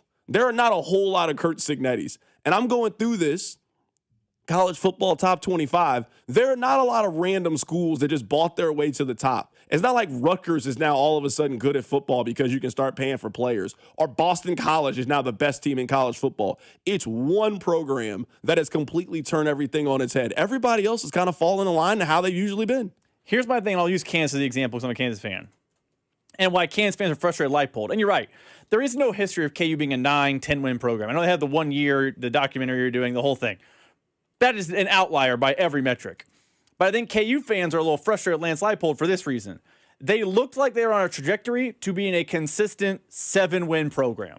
Because that's what I know the old adage of you got to give them 3 years is mostly BS nowadays. But look at Lance Leipold's first 3 years. It was 2-10, 6-6, 8-4. It felt like something was being built, and then it stagnated. So as a Kansas fan, I look at what Iowa State did under Matt Campbell. And I would call Iowa State under Matt Campbell eerily similar to Mizzou, maybe a ring below Mizzou in the SEC. Yeah, but I think Missouri was a little bit better than Iowa State, but Iowa State's respectful. I don't mean that with any shade. But I'm looking at Matt Campbell's tenure. 7 wins, 7 wins, 7 wins. Spike up 1 year, 9, 7 wins, 4 wins, 7 wins. Spike up 1 year, 11, 8 wins. Like, he is a consistent 7 to 8 game winner at Iowa State. I feel like Kansas thought that they hired their version of Matt Campbell and Lance Leipold, and that he was going to be that, hey, the down years exist, but they're not that often. And usually you're a 7-5 bowl team. And if you win a bowl game, 8 wins, party on. If everything breaks just right, you get a 9-win team, but you're mostly just a respectable program in the league. And I feel like KU fans think they've stagnated, which is a problem. I'm with you there, but this is where I would maybe push back just a little bit. You know how many bowl games Kansas has made since 1990? It's like 4, right? I mean, really since 1980, because they did make a bowl game from 1981. They made 7 bowl games. 7 bowl games during that time frame. 7. Iowa State's made 7 since 2017. Iowa State is a better football program than Kansas. They've shown that consistently. Paul Rhodes went to a handful of these. Dan McCartney went to these. They've just been a more consistent program. So all I'm saying is Kansas just hasn't shown me historically. Now, yes, you get the right coach, you get the right situation, the right scenario, yes, you can break through. But I think now Kansas now sees themselves as a team that is going to make a bowl game every single year when that's not what they've been. That's not what they've been. Basically, outside of the Mark Mangino years, come see the documentary later today, outside of the Mark Mangino years, they have never been a every year you expect to make a bowl game kind of program. Not before Mark Mangino got there, not after Mark Mangino has gotten there. They have not been that kind of program. Ever. So I understand the frustration with Lance and thinking you should be better. And I think Lance has done a phenomenal job. And I think for a program that is constantly competing against basketball and also doesn't have a true recruiting base the way that other programs have, I think that's important to note. If you are a really good kid and you grow up in Kansas City and Missouri or K-State wants you, you are not going to Kansas. You know that, Rob. If Missouri wants you at DN, you are going to Missouri over Kansas. You are going to K-State if K-State really wants you. So if Wichita is not your recruiting base, if Kansas City's not your recruiting base, where do you get the kids from? And it's NIL. Everybody's got money. And for somebody like you, Rob, that donates to the program, are you donating to the football program or the basketball program? You're constantly trying to pull dollars away from that to try to get it toward the basketball, because that's where you really want your money to go. So I just think there's way more challenges winning at Kansas than I think KU fans are giving it credit. That's probably fair. But I also think it's fair for at 6-6, a bowl game is not an I'm not saying bowl game every season is, not attainable, but I think it's fair for 6-6 nowadays. Fans can want that. I think actually Indiana has broken people's brain a little bit, but sure. I think 6-6 is fair to ask, and being 5-7 every year is frustrating for the fan base. Yeah, and someone on the text line says, CDOT, you should also include Texas Tech. They're one of these teams as well. Absolutely not. Texas Tech has been very good for a large majority of our life. I mean, with Mike Leach, they were fantastic.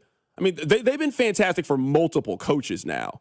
Now, I think it looks a little bit different now because of the college football playoff, but I mean, we definitely have seen years where, I mean, back in 2006, 2007, 2008, if there was the same system we had now, Texas Tech would have made the college football playoff. Those Michael Crabtree, Graham Harrell years, they would have made the college football playoff. That's not the system we had back then.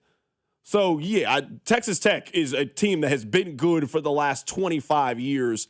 And I would say even we've seen with them, they went up against Oregon last year in the college football playoff. They got smoked when they went outside the Big 12. Coming up on the other side, we'll be joined by Gabe DeArmond of PowerMizzou.com. Keep it right here. It's The Drive. The Drive with Carrington Harrison on your home for Chiefs football. 96.5 The Fan. You're listening to 96.5 The Fan from the DM Injury Law Studios. Mike's got this. Car, truck, or motorcycle wreck? Remember, Mike's got this. 816-888-7500. Mike's got this. T-Mobile has an exclusive bundle for customers 55 and up. I'm Sarah Bowl. Yeah, I'm Frank Bowl. A reliable network is key for us. And with T-Mobile, it's been wonderful. And going to the 55-plus plan saved us so much money. A lot. And that's important, trying to keep costs down. The home internet's been perfect. It's fast, it's quick. The setup was so easy, it took less than 15 minutes. It was like, ta-da! If you want simplicity, coverage, reliability, you want the whole package, T-Mobile has it. Right now, T-Mobile customers 55 and up can get 2 phone lines on America's best network, plus America's fastest 5G home internet for just $30 each. $30 per month each line with autopay plus taxes and fees. Minimum age 55. Pricing for home internet rely on 2 lines of Essentials Choice 55. $35 connection charge per line required. Best mobile network and fastest 5G home internet based on analysis by Ookla of Speed Test Intelligence data 2H 2025. All rights reserved. The WNBA season is here, and if you're looking for a W, then FanDuel is the place to get it, because with same-game parlays, you can build your bet your way. Just stack WNBA players, your favorite player props, and stack it all into one play. From big performances to game-changing moments, you're in control of the way that you play it. So go to FanDuel.com/local to get started today. And you can build your own WNBA same-game parlay now. Select props like player points, made three-pointers, rebounds, assists, and who you think is going to score the first basket of the game. You can combine them into a custom wager, and you can keep track of the action with live betting and tracking right there on the app. So whether you're backing the favorites or you're calling your shot for the underdog, FanDuel makes every game feel bigger, because this season, it's not about just watching. It's about going for a W. One more time, that's FanDuel.com/local to get started.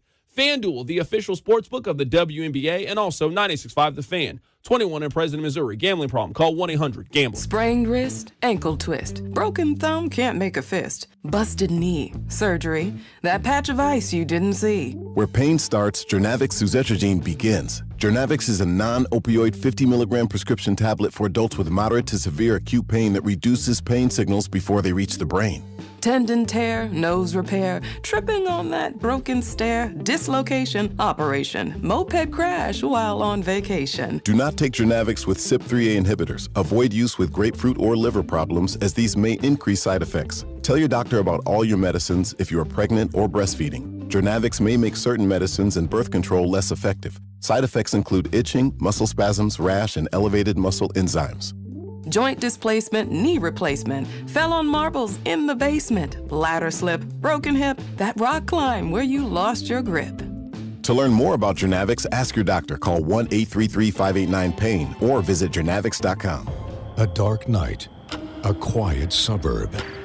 But for one family, danger lurks just downstairs. Oh, no. That's just my husband getting a midnight snack. Guilty. But We have Xfinity Shield. It has a built-in Wi-Fi feature that detects movement without cameras. well, what they didn't know is that an even bigger threat lurks online. A hacker. Actually, Xfinity CyberSecure protects our connected devices, too. Okay, fine. But what they didn't see coming is that these features are included with our Wi-Fi. We did. Kind of the whole point. Well, this one's not getting a sequel. What if protecting your home and devices could be drama-free? Introducing Xfinity Shield, with Wi-Fi features designed to give you peace of mind. Visit Xfinity.com/shield to learn more. Xfinity. Imagine that. Restrictions apply. Not available in all areas. Xfinity Internet and compatible equipment required. It's game day. Are your moderate to severe Crohn's disease or ulcerative colitis symptoms keeping you from the action? Skyrizi, risankizumab Riza, could help you get back to the game. Skyrizi is proven to help people feel significant symptom relief, achieve remission, and visibly improve damage of the intestinal lining. Skyrizi is a prescription injection medicine for adults. Don't use if allergic to Skyrizi. Serious allergic reactions, increased infections, or lower ability to fight them may occur. Before treatment, get checked for infections and tuberculosis. Tell your doctor about any flu-like symptoms or vaccines. Liver problems leading to hospitalization may occur when treated for Crohn's or ulcerative colitis. Control is everything to me. Ask your doctor about Skyrizi, the #1 prescribed biologic in Crohn's and ulcerative colitis combined. Learn more at skyrizi.com or 1-866-SKYRIZI. This report is brought to you by Go Car Wash. It's your time to go shine. For limited time at Go Car Wash, mention radio and get any wash for just $5. Yep, any wash. That's up to 80% off our best wash. Visit Go Car Wash today. It's your time to go shine. Here's your traffic report on 96.5 The Fan. Brought to you by SWL Injury Law, the Car Crash Kings. It's what they do. Visit SWLinjurylaw.com. Okay, Kansas side of things, that's, both problems. Okay, we've got a 435 northbound as you approach a 32 call. There's some debris in the road. Okay, 435 at Woodend. We'll call that. And then up on the curve, center lane is blocked. 435 southbound as you approach 5. I'm Val with traffic on 96.5 The Fan. You're listening to The Drive with Carrington Harrison on 96.5 The Fan and the Odyssey app. Welcome back into the show. It was truly an honor and a privilege to get to interview this man for my upcoming documentary and get his stories about the 2007 Missouri Tigers. A great friend of mine, a great friend of the show, Gabe DeArmond of PowerMizzou.com, joining us on the show. Gabe, how are you doing, man? I'm doing well, on I-70 headed your way.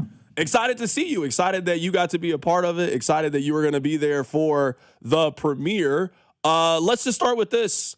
I bought tickets to this. I was not a media member like you were. What's the memory? What's the story that comes to your mind most about the MUK you gave in 2007? It's not actually the game. It's getting to Arrowhead Stadium and just kind of pulling in and looking around and going, oh my God. I mean, I've been to games at Arrowhead before, and you would have thought it was Chiefs Raiders, but I think people maybe were, more passionate. We had a tailgate that day, and I was at the stadium a good 5-6 hours before kickoff. And I mean, it was just packed. The smoke was all over the place. And, leading up that week, I remember the Lou Perkins 70-30 claim, and you got there and it was quite clear it was not 70-30. It was 50-50, and everybody was just so excited for that game, and you just couldn't believe it was the two programs that it was. So this is a debate that a lot of Missouri fans have, and I don't think I've ever heard your answer to this. Which Missouri team do you think is better, 07 or 13? I say 07. I just think that team could score almost every time it touched the ball. I just don't think the 13 team could have kept up. And I know the people that argued 13 say the offensive and defensive lines were better and all well and good. But, after 07, like every year, people wanted to say, okay, who's the next Macklin? Who's the next Rucker? Who's the next Kaufman? And I'm like, guys, you didn't have one of those for 117 years. Why do you think you're just going to get another one? Denario Alexander was like the 5th or 6th receiver on that team. Tommy Saunders was like the 6th or 7th receiver on that team. There were just so many weapons. Right now, we're talking to Gabe DeArmond of PowerMizzou.com. I want to ask you questions about today's Missouri Tiger team. I feel like this is starting to turn into a trend where Missouri had so much continuity at quarterback under Gary Pinkel that these last couple of years, it's your guess as good as anybody's on what they're going to get at quarterback this season with Austin Simmons. No doubt. I mean, anybody who tells you they know is either trying to convince themselves or is lying. I have no idea. He's thrown like 100 passes in his career, and you've seen. I mean, we haven't seen Austin really throw against the defense, but like he will make throws that make NFL scouts drool. But there is a history of him making throws to the wrong team as well. So I don't think anybody knows, and it is the interesting contrast. I mean, the one thing you knew from 2003 to really 2018 was we may not know what else Missouri has, but we know they've got a quarterback. And now, you know, you can make the argument with Drink. It's the one thing he hasn't really gotten right yet. I mean, he's had one of the best running games in the country year after year after year. The offensive line, he's always figured out a way. I think last year's defense is in the conversation for the best in school history.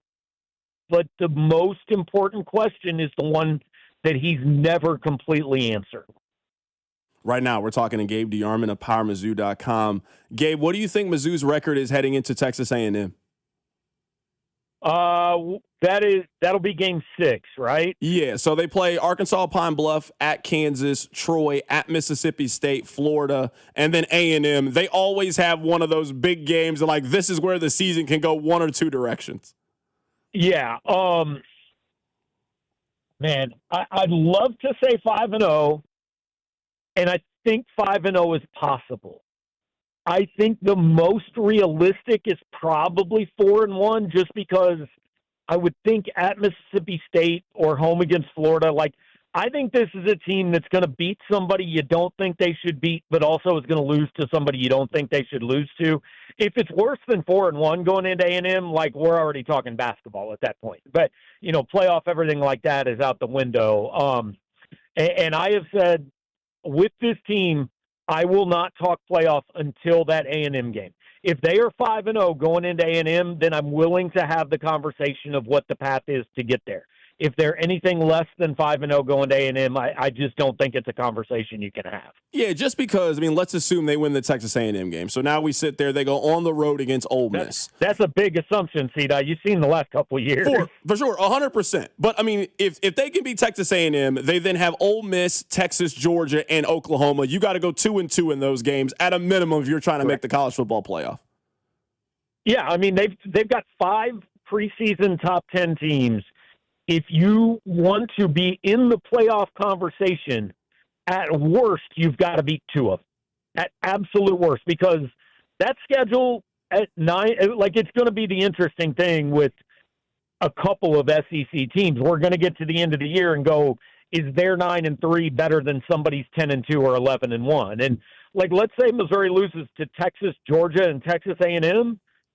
Yeah, I can pretty easily make the argument that 9-3 means they're one of the best 12 teams in the country. Whether they get in or not, I have no idea. But an absolute minimum, he's going to have to beat 2 teams that going into the year are top 10 preseason teams.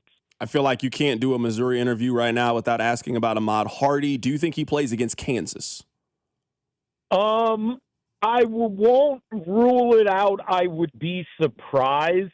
Drinkwood said he has to practice for 2 weeks. That obviously means he has to be practicing basically by tomorrow.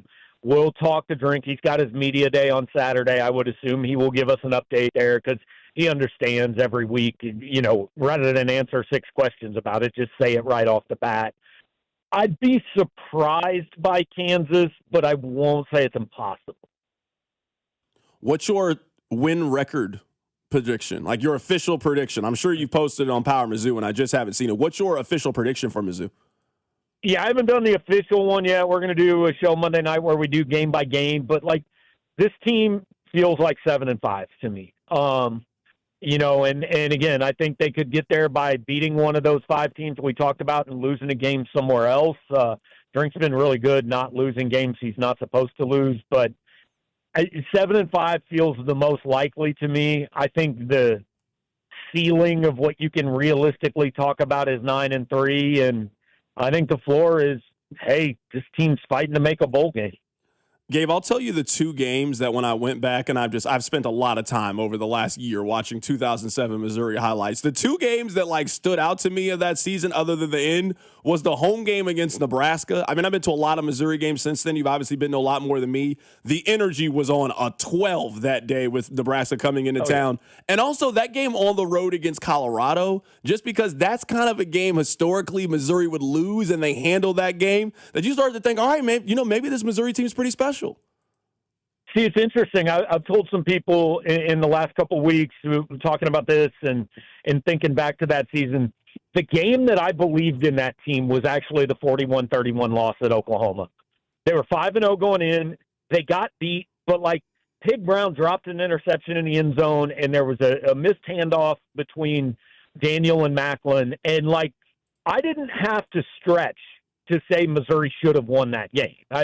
Missouri was in that game, and I believed Oklahoma was a legitimate top 5 football team in the country, and Missouri went down there and looked like they belonged on the field. So that was the day where I said, okay, I think this team has what it takes to be in the national conversation, and I've said this a lot of times. That was the year a 2-loss team played for the national title. I think Missouri was the second best team in the country that year. The unfortunate part for them is I think the one team they lost to was the best team in the country, and I think that was Oklahoma, which piddled its way out of playing for a national title by losing to Texas Tech and Colorado that year. That is Gabe DeArmond of PowerMizzou.com. He is in a new documentary called Armageddon at Arrowhead, which premieres tonight. Gabe, I'm looking forward to seeing you, man. I'm looking forward to you watching the doc as well, man. Thanks for your time. Be a good time, C-Doc. Look forward to seeing you, man. Absolutely. That's Gabe DeArmond of PowerMizzou.com joining us on the show today. Rob, I'll ask you that question about Kansas. I've heard this answer from other people, but I'm not really sure if I've ever asked you this question. When did you realize in 2007 that this Kansas team was special? The A&M game.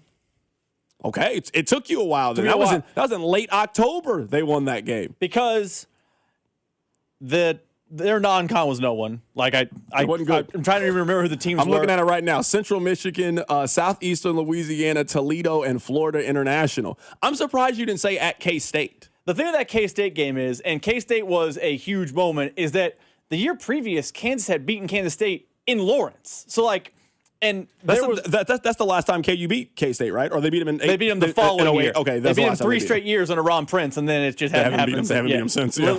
Ron Prince left town, and KU's ability to beat him left town. It's I'm not saying that it didn't have that moment, but there was a point where it's oh, wow. You kind of felt like, oh, this could be a bowl team to, oh, this could be a good team. And then A&M is not some world beater.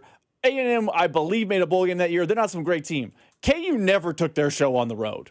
Even in years they made a bowl game. I believe they made a bowl game 2 years previous. They went to the Fort Worth Bowl. It was the 6 home wins, and you had a party. They took their show on the road, and even when A&M's bad, they bring 110,000 people, and you took care of business there on the road. That's when you felt oh, everything is breaking just right for Kansas. I know you haven't seen it in its totality yet. I obviously can't spoil the story. We all know how this story ends.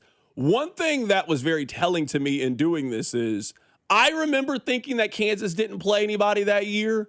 It was very interesting for every Missouri player I talked to. They also felt the same way. Hey, we were battle tested. We played these teams, and Kansas didn't play any of these teams, so we felt really confident going into it. That was a pretty common theme, I feel that year. And I kind of forgot a little bit about that. But then hearing them talk about, well, we played Texas Tech, we played Oklahoma. They didn't play either one of these teams. We think they were aided by the schedule, which is part of the rivalry, is part of what makes the 2007 season so special, part of what makes the debate afterwards about what happened with the Orange Bowl and all that kind of stuff. But yeah, that was a very common theme in my conversations, is that KU didn't play anybody that year. I mean, KU's non-con was soft, and KU it broke just right. They got Oklahoma State before it became Oklahoma State. They got no Oklahoma, no Texas Tech, no Texas. A&M was down that year, and they got Baylor, who was the absolute dregs of the league. It definitely broke that way. And listen, you're right. We can't spoil it. We know how the story ends. I'm not saying the KU schedule wasn't easy, but they were in that Missouri game. If Todd Reesing just knows what to do in the red zone, they probably win that game. But I think the schedule game got a little bit overblown that season as well. Because outside of Oklahoma and Illinois, it wasn't like Missouri was playing Murder's Row. The North stunk. It was not good. That was part of the thing. Iowa State was bad. Nebraska was really bad. Colorado was down. Like the whole K-State was down. Missouri and Kansas played similar schedule because the North was so bad. Yeah, I mean, you're right. Like, I guess what makes the 2007 year so special is just like everything kind of aligned itself. K-State was down because it was in a post-Bill Snyder world. I mean, Nebraska fired its coach after losing to Missouri and Kansas that year. Iowa State wasn't good yet. Colorado wasn't good yet. There's only 2 good teams in the league, and they completely feasted on those teams. So looking at the games in 2007, Kansas, they had 4 road games that year: at K-State, at Colorado, at A&M, at Oklahoma State. That were their road games. Missouri only had 3 that year in Big 12 play because the Kansas game was a neutral game. That was supposed to be a road game. At Oklahoma, at Colorado, at Kansas State. Those were their 3. And then obviously it was supposed to be at Kansas, but it was a neutral site game. I wonder if Kansas considers that as a home game, actually. It's interesting. I don't know. I don't know how it counts for the record-wise, but I mean that's why Missouri has 3 road games that year and not 4. That's why as you were saying it, I'm like, I wonder if the way it's looked at is the same way people look at the Sprint Center game this year, where it's a Mizzou home game, but it's in Kansas City. I think that's how the Kansas game was supposed to be billed, but I can't remember how that exactly worked out. Coming up at the top of the hour, we're going to head to Buffalo, New York, and take a little bit of closer look at the Buffalo Bills. You know, there's always a rivalry between the Chiefs and the Bills. Rivalries have just been a theme of today's show, so we'll head to Buffalo coming up in about 30 minutes or so. We've also been talking about Joshua Simmons. Joshua Simmons is dealing with a back injury. This was what Andy Reid had to say a couple of days ago. Yeah, just getting his back checked out. So, I mean, that's the main thing. I mean, he was doing good when he was in there. He's got the back. So, like any other injury, I mean, we got to make sure see if it's right or, you know, what's wrong with it.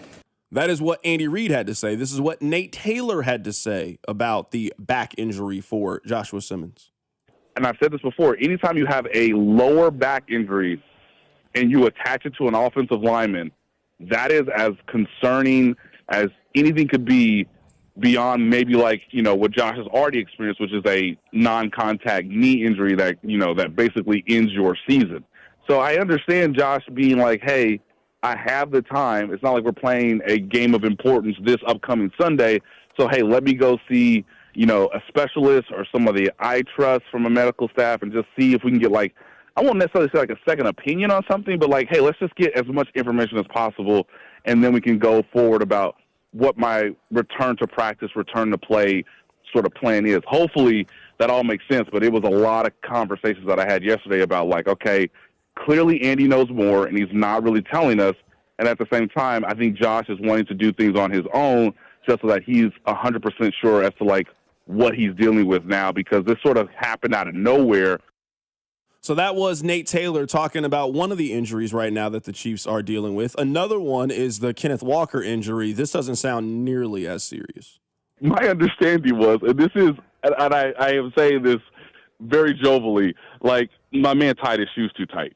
And, you know, and again, because this is like late August now, they're like, well, you're not going to play in tomorrow's preseason finale anyway. So just chill. Let the swelling come down, and maybe let's do another foot scan. Let's maybe find a different cleat or two for you to like try between now and the season opener. This really is a nothing burger because one of the best parts about Ken Walker is you could tell a guy, hey, you're not practicing today. And that guy would say, okay, I'm going to take it to the fullest extent. I'm just going to relax.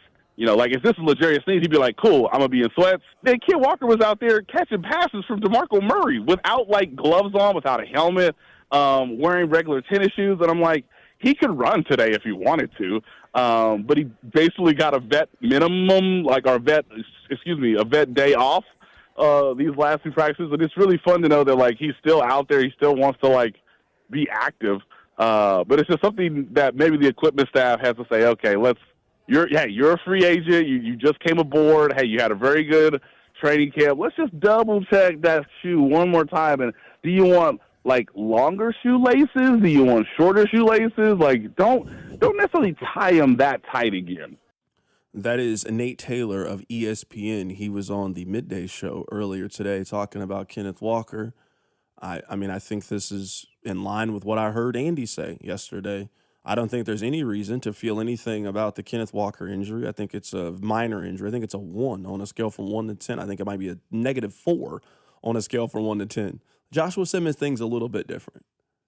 Now, I don't want to overreact to it because I maybe overreacted to Mansour Delane just a little bit. Now, I do think that Mansour Delane would have missed NFL games. I don't waver from that opinion.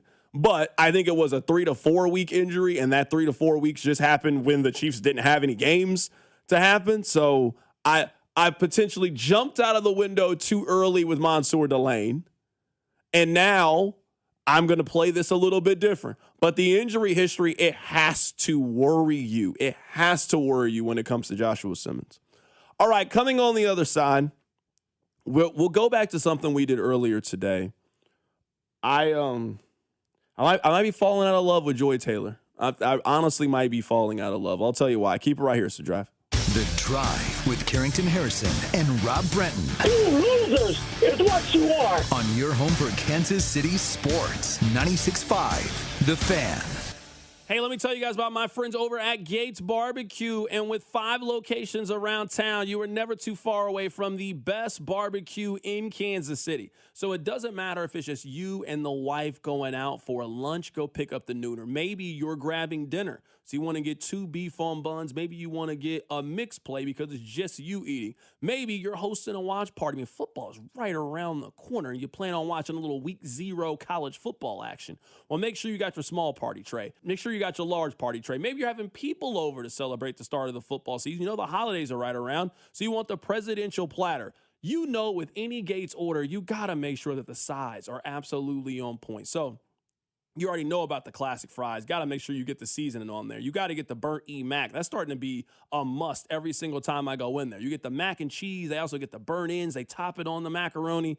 Let me tell you, it's fantastic. It doesn't matter what your barbecue needs are. With football right around the corner, the holiday right around the corner, make sure that whatever it is, it includes our friends over at Gates Barbecue. This is the story of the one. As a maintenance engineer at a beverage manufacturing plant, he starts his day knowing every line is ready to run because Grainger delivers the industrial-grade products he needs to keep mixers, conveyors, and packaging equipment moving. With Grainger's vast selection of bearings, belts, and motors, he keeps operations running smoothly, so nothing grinds to a halt.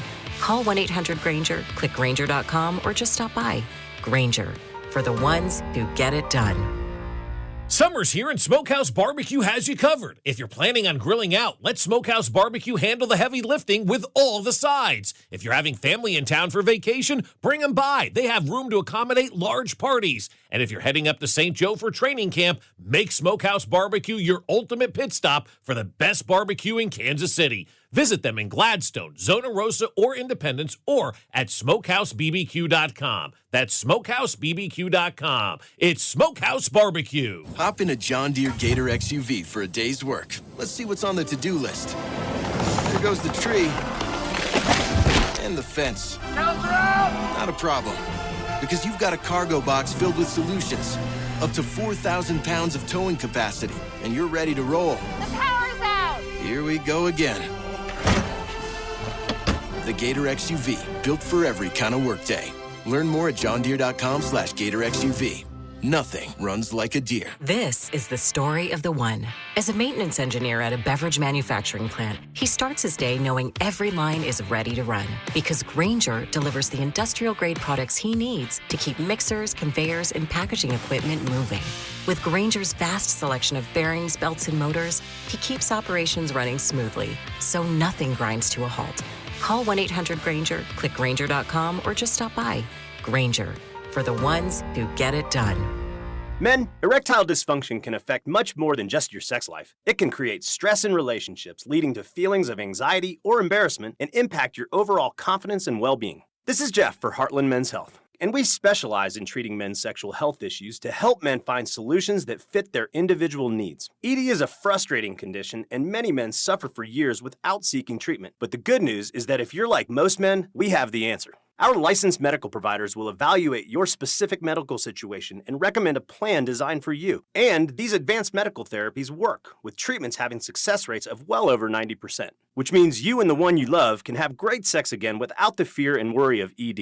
You can even last up to an hour or more, and you may just find you're performing like you haven't in years. So call us. Your initial visit is just $99 and includes blood work, a medical consult, and if medically advised, a test dose. And if that test dose doesn't work in the office, your visit is free. Call 844-447-6600 or go to heartlandmenshealth.com. And Doug. Limu and I created a trick to help you remember that you can customize your car insurance and save with Liberty Mutual. You see, the shirts Limu and I wear are yellow, and yellow is the color of lemons, and lemons grow on trees, and trees provide oxygen, and oxygen helps us breathe, and breathing is how you live, and you can live more life when you save money by customizing your car insurance. I agree, Limu. It's really quite simple. Only pay for what you need at libertymutual.com. Liberty, liberty, liberty, liberty. Chiefs coverage sponsored by Border Magic, giving your landscape the home field edge. Give your landscape the winning edge with Border Magic. Custom concrete edging adds curb appeal, style, and lasting beauty. Backed by a 10-year warranty. Get your game plan started at southkc.bordermagic.com. Border Magic, we've got the edge. Tune in for the Fan Club Fridays at 1 o'clock with Cody and Gold, presented by Circus Sports. Want your shot at $30 million in guaranteed prizes? Enter one of Circus Sports' premier football contests. Visit circusports.com for details. Enter in Nevada. Play from anywhere. 96.5 The Fan.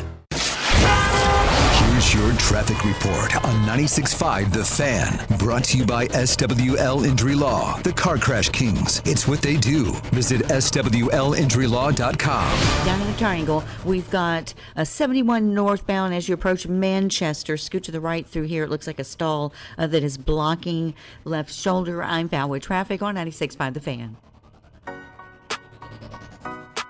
This is your home for Kansas City sports. 96.5 The Fan. All right, coming up at the top of the hour, we're gonna. Yes, you know what? There's another story. We'll move Jeremy White to 4:15, where we have a little bit more time. There's a story. I just want you to trust me. It is a story that is right up the drive's alley. We'll do that at 4 o'clock. We'll talk Buffalo Bills at 4:15.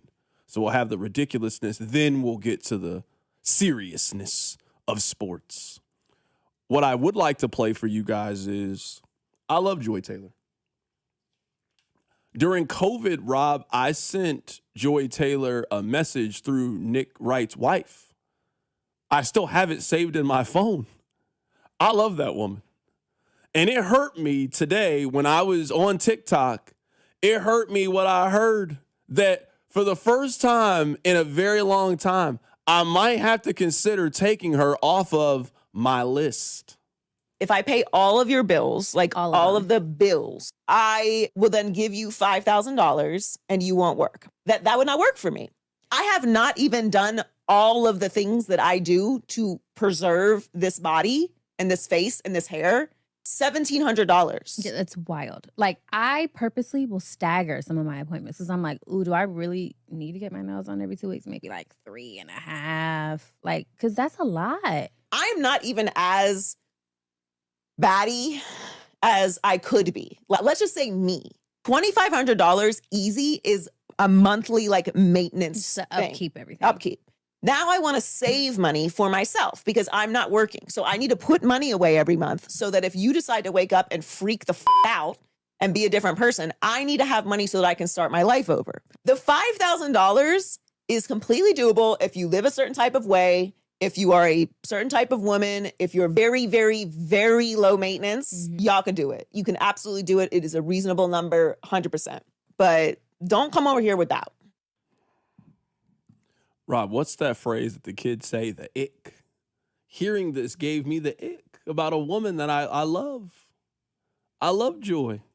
And it makes me reconsider my list. So earlier, if you missed it, we did a bit where I keep a running list. A running list. So it changes. Somebody said, I thought you used to have Minka Kelly. Yeah, she used to be on there. It's 2026. It's not forever. No, it's updated. It's a living roster. My list right now: Joy Taylor, Olivia Benson, Meg Thee Stallion, Rihanna, and Sydney Sweeney. That's my list. Rob gave his list earlier. Anna Kendrick, Sydney Sweeney, Olivia Dunn, Florence Pugh. How do you pronounce the one other lady's name? Anna de Armas. Anna. I don't know. I don't think I've ever seen a movie that she's in. And then people on the text line, they were sitting their list. I'm very torn and very conflicted on what to do with Joy Taylor, and can I continue to keep her on the list while right now she gives me the ick. And people were sending in their top 5. These are some strong top 5s. You only get 5, though. I'm seeing people, it's like 7. No, you get 5. What do you think about this one, Rob? Anna Kendrick, Sydney Sweeney, Sophie Cunningham, Dakota Jackson, Zendaya. That's somebody's top 5 they sent us. You mean Dakota Johnson? Oh, my bad. Not my bad. I misread it then. Dakota Johnson. Someone else's. Scarlett Johansson, Gal Gadot, Eva Mendes, Natalie Portman, Olivia Wilde. I like that one. That's a strong top 5. When's the last time you seen Eva Mendes? What do you think she's up to these days? I think she retired from acting, is what I thought I heard. She's married to Ryan Gosling, and I think she stays at home and takes care of the kids while he continues to act. That's my understanding. Okay. I was just wondering. I was just curious to know. I'm really struggling with it. I'm genuinely struggling. Yeah, in 2014, she stepped away from acting to focus on raising her kids. She's never officially retired. However, she has been cast in very few to no films since then. When you think of Eva Mendes, what movie comes to your mind? Other Guys. Okay, interesting. That's not her best film. That's not the movie that you should think of when you think of Eva Mendes. The answer should probably be Training Day, but my brain goes to The Other Guys immediately. Yeah, I think of Too Fast, Too Furious. That's probably the movie that I think of when I think of Eva Mendes, which is maybe a crazy answer, but that's just the one that I think of. It's weird neither one of us picked Training Day, because that's her probably best role. Yeah. I mean, she doesn't really, she's in it. She's in it. I mean, that's fair. That's the movie that is the most acclaimed that she's in. What's that one movie she's in? We Own the Night? Is she in We Own the Night? I think so. Maybe I'm tripping. But I feel like it's something like that. Like she's in one of those kind of movies that she's in there. We Own the Night is one of those. Text line, maybe I'm wrong. I just missed it. Maybe that's it. Coming up, there's a story I want you guys to hear. It's a wild story. Let's talk about Buffalo for a little bit before we play the Jeremy White interview. Let's talk about Buffalo. I don't know if there's a team in the league that everybody, maybe outside of the Rams, because I feel like the Rams have broken this conversation. I don't know if there's a team in the league that everybody feels the exact same way about more than we feel about the Buffalo Bills. I don't know many people that have Buffalo missing the playoffs. I don't know if it's very realistic to, at least in your predictions, having them miss the playoffs.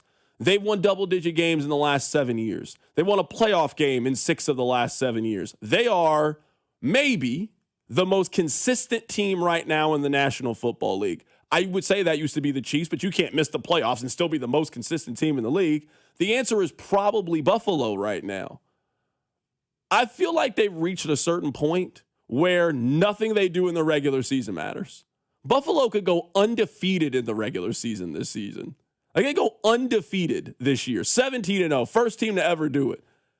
They go on the road against Kansas City, they're underdog. They're underdog in that game. They would still have to prove it to you.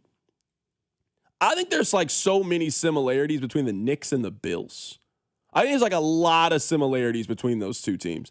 The Knicks started compiling all of this talent. The Knicks then got to a certain point where it's all right, well, if Cleveland's not that good or Boston's not that good or this team, why can't we be the team that represents the Eastern Conference? Well, then they won the Eastern Conference. Then they won the NBA Finals. I kind of feel like that's where Buffalo is right now. They have major questions about them. I still don't really love their wide receivers, and I think their defense has a major question mark, but it just feels like it's their time. And if Buffalo doesn't win the championship, or at least get to one in the next 2 years, then what are we doing with Buffalo? You had your time. At some point in the next 24 months, a team emerges in the AFC. We're not just going to be in this uncertainty forever, at least in the AFC. Maybe Kansas City gets back on the throne. Maybe another team emerges. But you agree right now there's no favorite in the AFC. Eventually a favorite emerges because that's how sports work. The Knicks weren't the favorite. Now going into it, it's Knicks or Sixers, and you'll take them or the field in the NBA playoffs. That's just the kind of way it works. So, yeah, while the AFC appears to be in a state of flux, yeah, I feel like that's where we are right now. I feel like if it's going to happen for Buffalo, it needs to happen in the next 24 months or it will never happen, at least for this version with Josh Allen. It will never happen. Does that apply to Baltimore too? Yeah. Because I think what makes the AFC interesting is the two teams that should be the best on paper are coming off of seasons where they did not meet expectations. They have the quarterbacks to meet expectations, but they have major questions at coach and defense. Like what everything you say about Buffalo, I could copy and paste, replace the word Josh Allen with Lamar Jackson, play that segment, and I think it's all applicable. Yeah, so that's where I am on Buffalo as we head into the season. I feel like all of us have the exact same opinion. Everybody has Buffalo winning 10 or 12 games, somewhere in that range. They'll either compete for the 1 seed or they'll like narrowly miss it because they lose some disappointing regular season game that they're not supposed to lose. They'll lose a home game to the Colts. You're like, how'd you lose at home to the Colts? That doesn't make any sense. And then we'll be sitting there 2 games away from the Super Bowl. Buffalo's going on the road to play a team, and we won't believe in Buffalo because of what they've done over the course of the last however long, right? Buffalo is in a Groundhog's Day effect. It is the same storyline every single season. Every season it's the same storyline. I just wonder if they're going to break the chain. If they're going to be like the Knicks, are they going to actually break through and get to the championship? Or we're just going to be stuck here and eventually it just fades away. It fades away. And they missed their opportunity. They missed their window to go to a championship. You guys have to hear this story next. Keep it right here. It's The Drive. The Drive with Carrington Harrison on your home for Royals baseball. 96.5, The Fan. Here's your traffic report on 96.5 The Fan. Brought to you by SWL Injury Law, the Car Crash Kings. It's what they do. Visit SWLinjurylaw.com. Down in the triangle, we've got a 71 northbound as you approach Manchester. Scoot to the right through here. It looks like a stall that is blocking left shoulder. I'm found with traffic on 96.5 The Fan. Rob, look at this. The return of Daisy Dip. Are you looking for a dip that brings everybody together? Well, try the Daisy French Onion Dip and Daisy Ranch Dip. They're delicious. Made with simple ingredients that you'd recognize from your own kitchen with no preservatives or no artificial ingredients. So whether you're dipping chips, wings, crunching on some veggies, Daisy Dip makes snacking even more delicious. Remember, Daisy Dip, simple ingredients, great taste. Just dip and enjoy.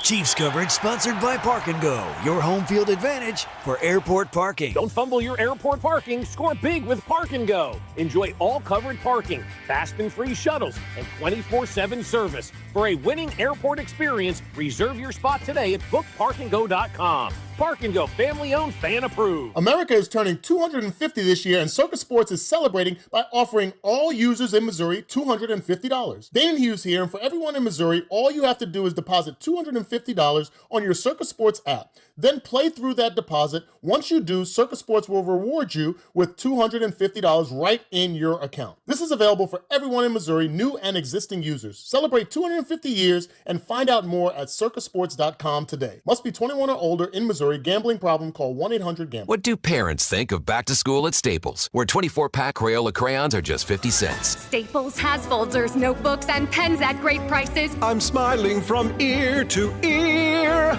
It's the most wonderful time. Mom, I missed the bus of the year.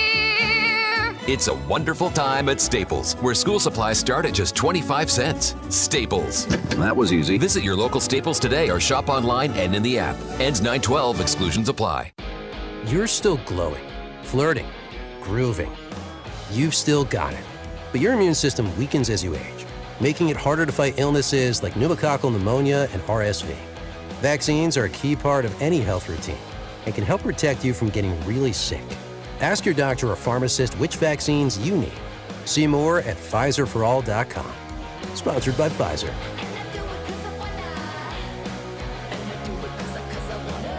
Experience the magic at the Kansas City Renaissance Festival. Join the revelry for 7 adventure-filled weekends. Enjoy a turkey leg or a delicious Wagyu beef slider. Challenge yourself with the Knight's Warrior Challenge or the Wizard Wand Workshop. Visit the Viking Encampment or Mead Hall. Find unique handcrafted gifts at over 150 shops. Experience 22 stages of entertainment, plus full combat, live armored jousting. Saturdays and Sundays, Labor Day and Columbus Day, September 5th through October 18th. Visit kcrenfest.com. At Farmers, our honesty is contagious. Wait, am I going to catch honesty? Well, when you're with Farmers, it's kind of inevitable. Well, how long does it take to... I lied to you when you asked if I knew what a deductible was. I don't know my dad's birthday, and I thought umbrella policies were for rainstorms. Actual rainstorms. I have it, don't I? You don't just have honesty. You have Farmers. Bum, ba, bum, bum, bum, bum. Learn more at farmers.com. Underwritten by Farmers Truck or Fire Insurance Exchanges or Affiliate. Products not available in every state. Hi, this is Kevin Harlan, and I'm here with Rob Seid at Rob Seid Ford. Rob, I smell a grill. What's cooking? Kevin, the grills are fired up, and so are the deals. Right now at Rob Seid Ford, it's the Ford Employee Pricing Sales Event with the best deals we've had in the past 12 months. Now that's saying something. What are we talking? Employee pricing on virtually every new Ford on our lot, plus even more dealer discounts on top. So how hot do these deals get? Up to $17,500 off brand new F-150s at Rob Seid Ford, plus huge savings on Expedition, Explorer, Bronco Sport, Bronco, and more. Wow, that's 5 alarm hot. Exactly, and unlike Kevin's Burgers, these deals are coming out juicy. All right, I walked into that one. Shop Rob Seid Ford, Kansas City's top-rated Ford store on Google. 4.8 stars and nearly 3,500 reviews. Rob Seid Ford, 135th and State Line, or robseid.com. Buy right, Rob Seid. Flu season is here. Get your flu shot today at your local Hy-Vee pharmacy. It's easy, convenient, and no appointment is necessary. Plus, when you get your flu shot at Hy-Vee, earn a 20-cent fuel saver. That's right, a 20-cent fuel saver. Get your flu shot when it's convenient for you. Schedule online or just stop by your Hy-Vee pharmacy. No appointment necessary. Help your family stay healthy. Get your flu shot and get a 20-cent fuel saver only at Hy-Vee. See store for details. Some restrictions apply. School's back in session and we're all busy now, and that's why it's hard to get to the grocery store. But you could get your groceries delivered in as little as 30 minutes. That's why I love Hy-Vee's new Get It Faster service. When you're crunched for time and need something fast, Hy-Vee to the rescue. Just download the Hy-Vee app or go to Hy-Vee.com. Choose your store, select your items, and Hy-Vee does all the shopping for me. Choose the Get It Faster option, and your groceries will be ready in a snap. Try it for yourself. Get It Faster delivery or pickup only at Hy-Vee. Car wreck? Get the money you deserve. Mike's got this. Paid for in client portrayal and endorsement. The choice of a lawyer is an important decision and should not be based solely upon advertisements. Give me one good reason why I should call DM Law. How about 3 great reasons? 1, it's easy. 2, it's fast. 3, the results. Mike's got this. 816-888-7500. Mike's got this. Listen to the Chiefs and Seahawks this Friday with pregame starting at 6 and kickoff at 7. All right here on your home for Chiefs football. 96.5 The Fan, KFNZ FM and AM, HD1 and HD2 Kansas City, in Odyssey Sports Station. All right, we're going to get to serious sports things in a bit, but there's a story that it doesn't make a lot of sense to me. This is the story. There is a man, his name is Dejan Love, and he is being accused by our federal government of faking an NFL career, and he used that to steal $1.3 million from 26 women. So he posed as an NFL player, and through elaborate schemes, so Tinder, Instagram, fake bank account statements, he convinced these women that he was in the NFL, that he could take some of their money, invest it, and flip it for them. And once he received the money, he would just block them and run off with their coin. So let me read to you some of the story. So this started in 2022. He started this scheme. And the federal government believes that he used a fake bank account, fake Instagram, and he would trick these women into believing that if they gave him some money, he would invest their money for a massive return, and the cops caught him. So the cops have his Instagram, and he's wearing 49er stuff, and he's playing catch on a beach, and he would post stories like free agency, year one, Super Bowl, all of these things. He got 26 women from Oregon, California, and Washington to send him some money, telling them that he would double or triple it. That was it. I need you guys to help me understand just one thing, and I promise you we can move on. I just need you to help me understand. And maybe I only know this because of my job. Sometimes you guys think that I have access to a secret internet that you guys don't have access to. I promise you I don't. Now, I might pay for more subscriptions than you pay because of my job. Like, I paid for Pro Football Focus. I paid for Pro Football Reference. I need to get these numbers very quickly. But if you met a girl, for example, and she told you, oh, I'm in the WNBA, you know how you could easily find out? You could go on Google, you could type in that person's name, type in the team that she is telling you that she plays for, and you can look at their official roster right on their actual website. You don't got to go through any third-party website. You could go on NewYorkLiberty.com and you could check their roster and verify her story. How do you get fooled by somebody telling you they're in the National Football League? I mean, when you watch the San Francisco 49ers, you didn't hear his name being called. When you go on their roster, he wasn't on there. How did you believe that this person played for the team? And in what scenario would somebody you don't know, other than if they were trying to defraud you, say, hey, if you send me 10 grand, I'll turn it into 30 grand. When did you not think that this was not on the up and up? I'm not here to victim shame or victim blame, but I kind of feel like if that's how you got, that's much more of an indictment on you than anything else. How did you get took in this scenario? That makes sense to you? Rob, please help me. I'm very, very confused. I am confused too. And now, I agree with everything you're saying, and we have the same level of confusion. My thought is this. People's antennas didn't go up. People didn't start having a red alert. Like, why would the NFL player need my money? Like, I'm not numb to the fact there are people who make more money than me. Let's say one day, I got a weird email, and it was from a person claiming to be Sean Barber, and he said, hey, I can make you a ton of money. I just need some of yours right now. I would have a lot of questions. You have more money than me. Why do you need my money? Like, that's when the red... If for some reason you saw based on Instagram a person was in a Niners jersey or they're on the beach or around the Super Bowl, they're at the game, people get catfished. But you get no red alert, no antenna, no nothing about the NFL player needing your money. That math doesn't add up. You know what Patrick Mahomes has never asked random people for? Cash. He's good. He's set. It's a good... You don't need randos' money. It's not how it works. Rob, you will be shocked to know this, but the FBI says that they found no evidence that this money was actually invested or that the loans were repaid. No way. Can you imagine? I'm just trying to understand. Sometimes I don't think people are doing the say it out loud test. Rob, in what world would you loan an NFL player money? Right? I'm asking. In what world do you think that all of a sudden Jadon Kennedy hits me up like, hey, Carrington, man, I love the show. Hey, can I hold a couple of grand? Why do you need money from me? Look at your teammates. Why are you asking me for money? It then goes on to say in this story that when the victims had no more money to invest or they asked too many questions, that they would immediately be blocked, communication would be severed, and their money was kept. Yeah, because you got took. Is what happened. You got hoodwinked. When you do this kind of stuff on the internet, are you just assuming that at no point this will catch up to you?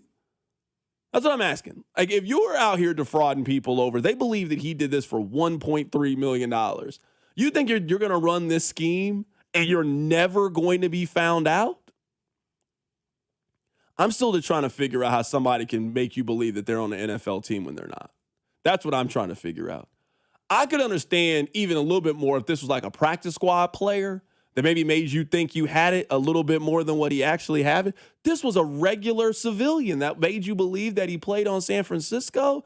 I feel bad that you got your money stolen, but you at least got to acknowledge that you put yourself in this situation. I feel like I'm much like you. I do not want to come off like I'm victim blaming, victim shaming, whatever term you want to use. But I feel like there's enough documentaries and stories on the internet of people catfishing their people for money that we as a society on the internet should stop falling for this. I looked it up. The story about the Tinder swindler hit Netflix in 2022, where this man scammed women out of millions of dollars. And it's a very sad story, documentary I highly encourage you to watch. That story hit Netflix in 2022. In 2026, how are people, and it's not just these women, falling for online people asking for money? People online asking for money should be an automatic, hey, that's a scam. Maybe I'll end up being wrong one day and I'll end up not giving someone money that really needed it. But whenever someone asks me for money on the internet, my first thought is, this is a scam. I don't get how people keep falling for this. Have you ever got before? I feel like everybody's got at one point on the internet. When I was younger, I got. 100%. I'll tell you how I got. The last time I got for a little coin. Travis Scott was performing at the Uptown. And the show was Travis Scott was at the Uptown? How long ago was this? This was a while ago. He could have been Travis Scott yet. Yeah, no, it was like starting. It was really starting to bubble. He was at the Uptown. Maybe some of you remember this. He was at the Uptown.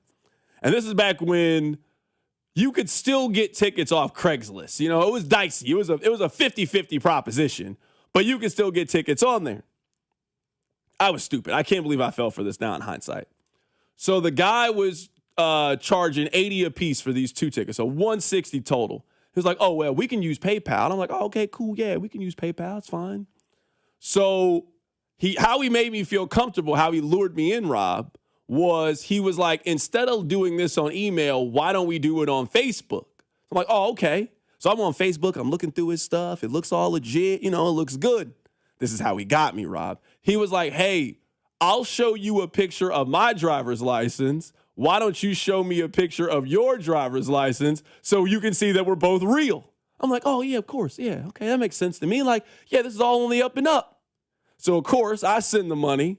You already know how this goes. I don't hear from him anymore. I ended up buying the tickets anyway, and then I ended up requesting the refund back from PayPal, telling them the story. It ended up working out. It took a couple of weeks. You know how that goes. But it eventually worked out. After the show, I go on Facebook, and I got all these unread messages. I'm like, what did I do? Like, what did I say on the radio this time? Why do I have all these unread messages? So he then took my driver's license and was scamming other people the same way he scammed me. That was the last time I got on the internet. So I understand getting got. I do. Everybody's been got at one point. Everybody's it's a one and done, though, right? You got one time. I got the one time. Everybody's got the one time, for sure. Everybody. But you think you're going to get me telling me you're a Victoria's Secret model? And I can look and say, how are you going to get me with this? You're not getting me telling me you're an NFL player. I can look up the roster. I can find out you don't play in the National Football League. That's a scam that just doesn't make a whole lot of sense to me. Coming up, on the other side, we'll head to Buffalo, New York. Keep it right here, so drive. Your off-season home for everything Chiefs football. Talking about the top story, the Chiefs, they have a new offensive coordinator. 96.5, The Fan. You're listening to 96.5 The Fan from the DM Injury Law Studios. Mike's got this. Car, truck, or motorcycle wreck? Remember, Mike's got this. 816-888-7500. Mike's got this. I'm McCall with Lee Summit Subaru, and it's time to make a big deal out of nothing. Lee Summit Subaru's 0% event. Get up to 0% on select 2026 Subaru models for up to 72 months. And we have the largest selection of Subaru certified vehicles in Kansas City. 0% event and a lifetime warranty. Fall in love with driving again at Lee Summit Subaru. The Subaru A Lot to Love event. VIN number 4S4SLD L61T3038472. Based on 2025 Kansas City inventory listings. Imagine buying your next car from one dealership. With the support of many. With everything you'll ever need. When you buy from any of the Balderson Auto Group dealerships, you're getting the support from all of our dealerships. Like our 100 service bays, collision, and detail centers. And our free exclusive lifetime warranty. No other auto group gives you that. From north, central, south, the Balderston Auto Group has you covered. A family committed to Excellence, growth, and harmony. Go to bagkc.com. Sometimes it feels like the news is full of things that have never happened before, and that is not exactly true. In fact, it may have happened this very week, hundreds or thousands of years ago. I'm Sally Helm, host of the podcast History This Week from the History Channel. Trade embargoes? Thomas Jefferson tried them. Rent too high? We've been arguing about that for a while. Each episode is proof. The past isn't that far away. Listen to History This Week, available now on Apple, Spotify, or wherever you get your podcasts. Steve here with Connolly Plumbing Solutions, your neighborhood plumber. We have our sump pump special going. $200 off a main pump, $400 off a battery backup system. Call Connolly at 913-768-7676 or visit ConnollyPlumbingSolutions.com. If you're looking for a new job and to work for a great local company, Gann Asphalt and Concrete is hiring. Top pay in the industry, health, vision, dental insurance, paid time off, and advancement opportunities. Check them out at GannAsphalt.com. One contractor, all things parking lot. Hey, it's Gold, and football season is here. And when we think about football in Kansas City, it's all about the tailgating. And you know what can make your tailgating even better in an ultimate tailgate? It's the fact that that tailgate involves a Ford. Football's better in a Ford. Home games, tailgates, Friday night lights. You have the F-150. The Bronco, Explorer, and Super Duty, all built for game day. And right now, big savings and a huge selection are waiting. So don't sit on the sidelines. Quit your wishing and get your next new Ford at Shawnee Mission Ford. You can shop anytime at ShawneeMissionFord.com. They also get a complimentary lifetime powertrain warranty that will cover your new Ford for as long as you own it. That's a special warranty you can't get from other Ford dealerships because it far surpasses the standard manufacturer's warranty provided by Ford. So go to ShawneeMissionFord.com, shop for a new vehicle today, make football season better, and go see Kai Noah at Shawnee Mission Ford, part of the Midwest Ford Dealers, a proud sponsor of the Chiefs. I hope you're sitting down. The ACA Marketplace has announced significant increases on monthly premiums with deductibles over $10,000. You can enroll with Matt B. and KC at BBS Insurance's Freedom of Choice plan now. You don't have to wait. Their plan lets you use any doctor, has zero outpatient deductibles, and it's 30 to 60% lower costs than most Obamacare plans. Also, there's no income disclosure required, so no potential tax penalties. If you are a small business owner or pay for your own health insurance, you're uninsured, you're on COBRA, or your employer coverage is just too expensive. Call Matt B. and KC for an instant quote over the phone at 816-205-4664. That's 816-205-4664. Or go to bbsinsurance.net. That's bbsinsurance.net. They will customize a plan chosen and managed by you, not the government. It's Brian Baldinger. Next starts now with the Road to Kickoff. Brought to you by Hyundai. Urgent energy fuels Dallas as they navigate a fiercely competitive division. With a newly drafted defensive help in place, all eyes are on their veteran leader under center to perform when the lights are the brightest. Everything bigger in Texas, even the expectation. Next starts now with the Road to Kickoff. Brought to you by Hyundai. Get the Hyundai Getaway Sales Event going on now. Visit HyundaiUSA.com for details. This is the story of the one who keeps multiple buildings running smoothly day after day. Plumbing that flows, HVAC that hums, cleaning supplies that keep surfaces sparkling. That's why she counts on Grainger. With easy reordering online and 24/7 support, Grainger helps her keep the products she needs on hand. So shelves stay stocked and buildings stay ready. Call 1-800-GRAINGER, click Grainger.com, or just stop by. Grainger, for the ones who get it done. When it's time for a new water heater, trust the team that's been serving Kansas City for 75 years. For a limited time, buy a water heater and get a water filter 50% off. Schedule today at AnthonyPHCE.com. Here's your traffic report on 96.5 The Fan. Brought to you by SWL Injury Law, the car crash kings. It's what they do. Visit SWLInjuryLaw.com. A little slow if you're heading down South 71 southbound as you approach Highway 150. It looks like a stall off to the right shoulder. A little bit of onlooker delay. I see some yellow. For the most part, everything else is moving pretty smoothly. I'm Val with traffic on 96.5 The Fan. Hey, it's Peter Woods from the Kansas City Chiefs. Welcome back to The Drive with C-Dot on your home for Chiefs football, 96.5 The Fan. All right, let me tell you where this audio came from. We're back to serious sports things now.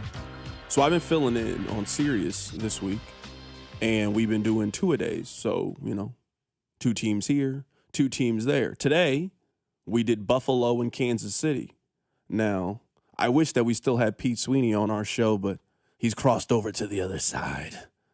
He's now a villain.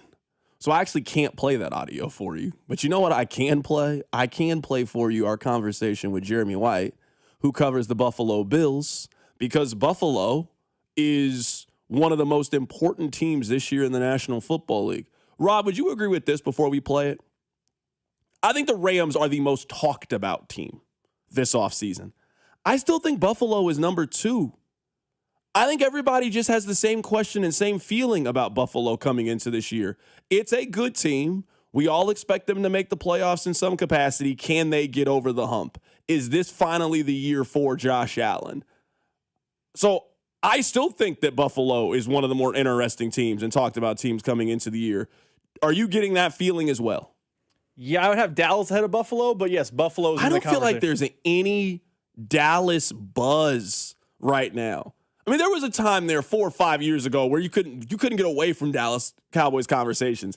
I don't feel like that this offseason. I don't think the Cowboys are super interesting heading into the season. I mean, I think they'll be good, but I don't know if the Cowboys have a storyline right now. Remember, there was a time where Dak would just get the needle moving. I feel like we've had more conversation about the Eagles this offseason than we've had about Dallas, just because of Jalen Hurts, his season last year, and obviously the trade with A.J. Brown. I feel like Dallas is supposed to be good, which is automatically a conversation for everyone. Now, don't get it wrong. If Dallas starts off 2-0, 3-0, they will quickly move to the top of this list, especially if they get off to a good start because they got that international game against the Baltimore Ravens. So the Cowboys definitely have a chance to kind of turn the conversation around. So here's my conversation with Jeremy White, WGR in Buffalo. You've heard him before anytime we talk Bills. I asked him, we feel the pressure outside of Buffalo. Are they feeling the pressure in Buffalo to make this a Super Bowl championship type season? Yes, but the pressure doesn't probably kick in until we get to January, right? Because if this team goes 10-6 or 12-5 or 10-7, 12-5, whatever it is, wild card, win the division, that's secondary to how the season ultimately ends. They fired head coach Sean McDermott because they didn't like how the season ended. The owner thought they hit the proverbial wall. They lost to a team they don't think they should have lost to. They gave up too many points on defense, even though, there were a bunch of turnovers in the offense. So it really comes down to how the season ends, provided it's not a complete failure and some sort of missing of the playoffs, which I don't think too many people think is all that likely. So let's talk about the head coaching decision. Did you support the decision to let go of McDermott? Are you in favor of them bringing in Joe Brady? McDermott is an interesting one because I think the reality is he got fired for what happened in the 13 seconds game and a couple previous losses. He probably had a good number of kicks at the can and didn't get the job done, and that's fine. The biggest problem for how he got fired was last year's an odd year to do it. He did not have a lot of defensive talent. A lot of the guys he was playing 200 snaps during the season don't have teams right now or are retired or out fishing. So he kind of cobbled it together with a B squad and had a pretty good defense. But they fell short, and the body of work, according to the owner, was that it was a good coaching job with a great roster. And I don't find too many people that think they have a great roster or had one last year, but that's what the owner felt, and that's what the GM, who stayed, felt as well. And when they went to Joe Brady, I think when we went into the process, we viewed him as a bit of a dark horse, and it became a little bit of a don't forget about Joe Brady. He's got a good relationship with the GM, with the coach, with the GM, with the owner, and most importantly with the quarterback. So when the move was made, we didn't really like it that much because it felt like it was just a McDermott-ectomy rather than a changing of course. They kept the GM. They kept the whole offense together. And, ultimately we'll see if it really was just a defensive scheme problem, a guy that wasn't up to it in the playoffs as we get going forward. So that's an on the sideline question. Let's talk about on the field when it comes to Buffalo. What are the biggest changes? What's going to be different about that formula, you think, to potentially get Buffalo over the hump? Well, hopefully this year we aren't talking about them needing help at receiver at the deadline, which is pretty much what we do every year. They have been grossly negligent at the position for multiple seasons. And even when Stephon Diggs was here in the later stages of his career, they probably needed more help there and didn't really do much about it. And DJ Moore was, by some accounts, a bit of an overpay, a second-round pick, and a big contract as well. But I think they wanted a bankable asset, somebody that they knew was going to be good, had years left, and the coach had a prior relationship with when the two of them were in Carolina. So DJ Moore's the biggest change, and by all accounts, that's going well. He and Josh Allen have meshed very well at training camp. Doesn't take much for Allen to mesh with a receiver. You give him a good receiver, he'll throw that guy the ball. That's how it works. When Stephon Diggs showed up, he and Diggs were great right away. So I have high hopes that DJ Moore will be a massive upgrade, even if he's not thought of as like a top 15 receiver in the league. Other than that, on the defensive side, Jim Leonard's their new defensive coordinator, and they have a whole new look. They're going to go with odd man fronts. They've added a bunch of bodies to try and get a pass rush. The scheme will really have to do it. I mean, that's what I think a lot of us around here think, is they've added a bunch of scratch-off tickets, and can somebody that Brandon Beane drafts on the defensive side of the ball pop and become someone great? Because those picks have been few and far between, whether it's Christian Benford in the 6th round, or I'm trying to think of other like defensive standouts. Ed Oliver's been pretty good, but they're just not getting the returns on their investments on the front four. That's defensive end, that's defensive tackle, and that might be changing a bit.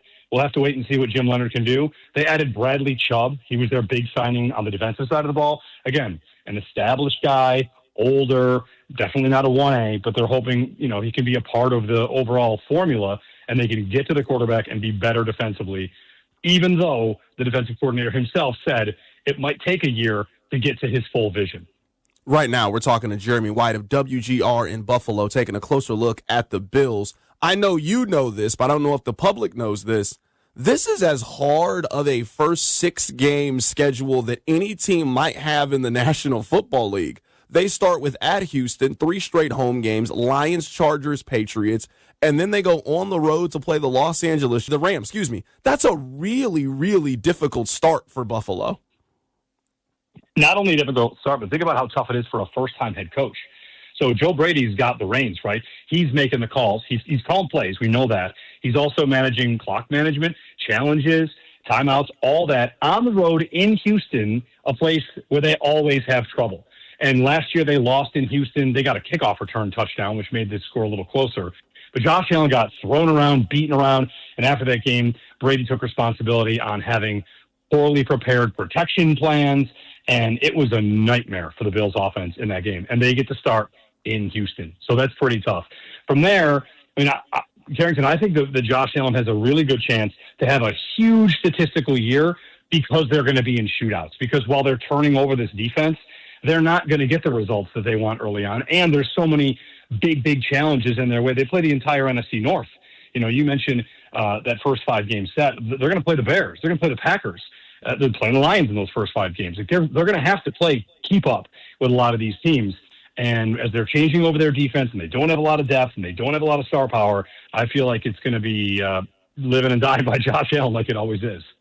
Yeah, the question that I have is, and this isn't me looking at it through a Kansas City lens, but this is me just looking at it historically and just how quarterbacks age and how well they continue to play for how long. This is kind of around the time that we started to see the decline of Cam Newton. He was never the same after 30 years old. Josh Allen has had pretty remarkable health given the kind of player that he is and the style that he plays. Does it worry you at all that the decline for Josh Allen could be rapid given the amount of hits he takes as being their primary short yardage runner? Yeah, they don't have the roster to do that right now. I mean, to overcome shortcomings if he starts to show his age. The good side of that, I think, is that they're going to try and protect him a little bit more. And, whether that's offensive line based or if that's scheme based or if that's because they're running the ball more. Last year, Allen took a career high in sacks. He was under fire the whole time. It was really tough. And it wasn't because of the offensive line. It's because he's holding the ball a lot longer than he should have. It's because receivers aren't getting open. And if there's one thing the Bills fans are really kind of thinking about this offense and what will be different, it might be a pipe dream, but we're going to find out. Did the old coach have really, veto power in what they did offensively? Was the old coach telling Joe Brady what kind of offense he wanted? And now Joe Brady's going to show us the kind of offense that he wants. So that's the biggest thing we're waiting to see out of this offense.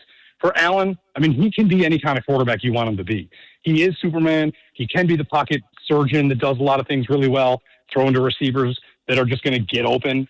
It's a concern around here. The window is still open, but every year they don't win it is a year in the window that gets shortened. And he's 30 years old now, so we're definitely talking about it. We don't think we're at that threshold just yet.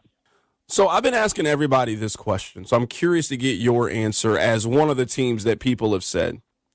Let's say that your program director tomorrow tells you that he wants you to make a power ranking and rank the teams in the AFC from 16 to 1.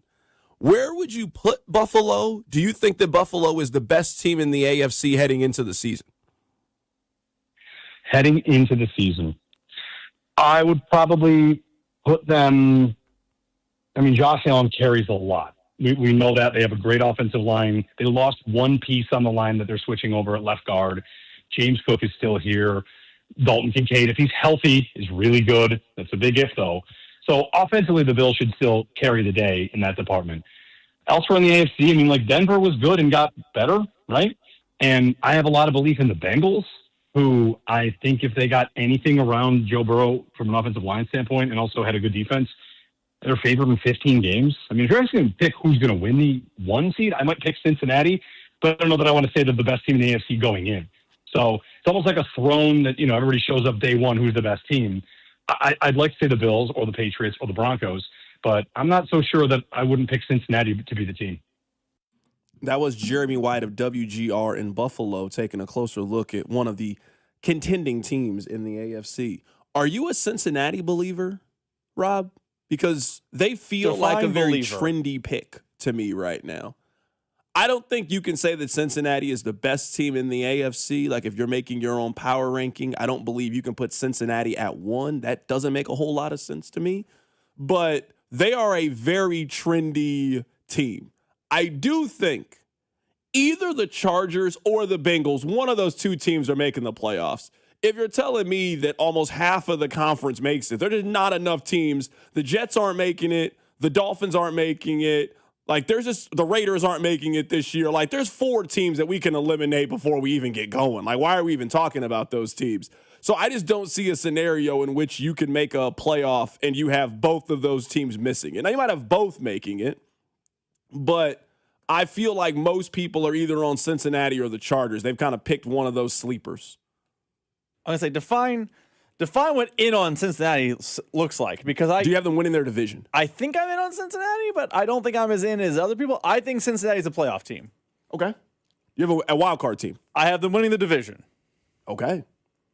But I don't think they are the best team in the AFC, and I don't think they are Super Bowl or bust, and I think they're probably the 3 seed as a division champ. Do you like Cincinnati more than you like Kansas City heading into the season? I think they are on. I think I have the Bengals ending the season in their division better, but I think they are very similar teams.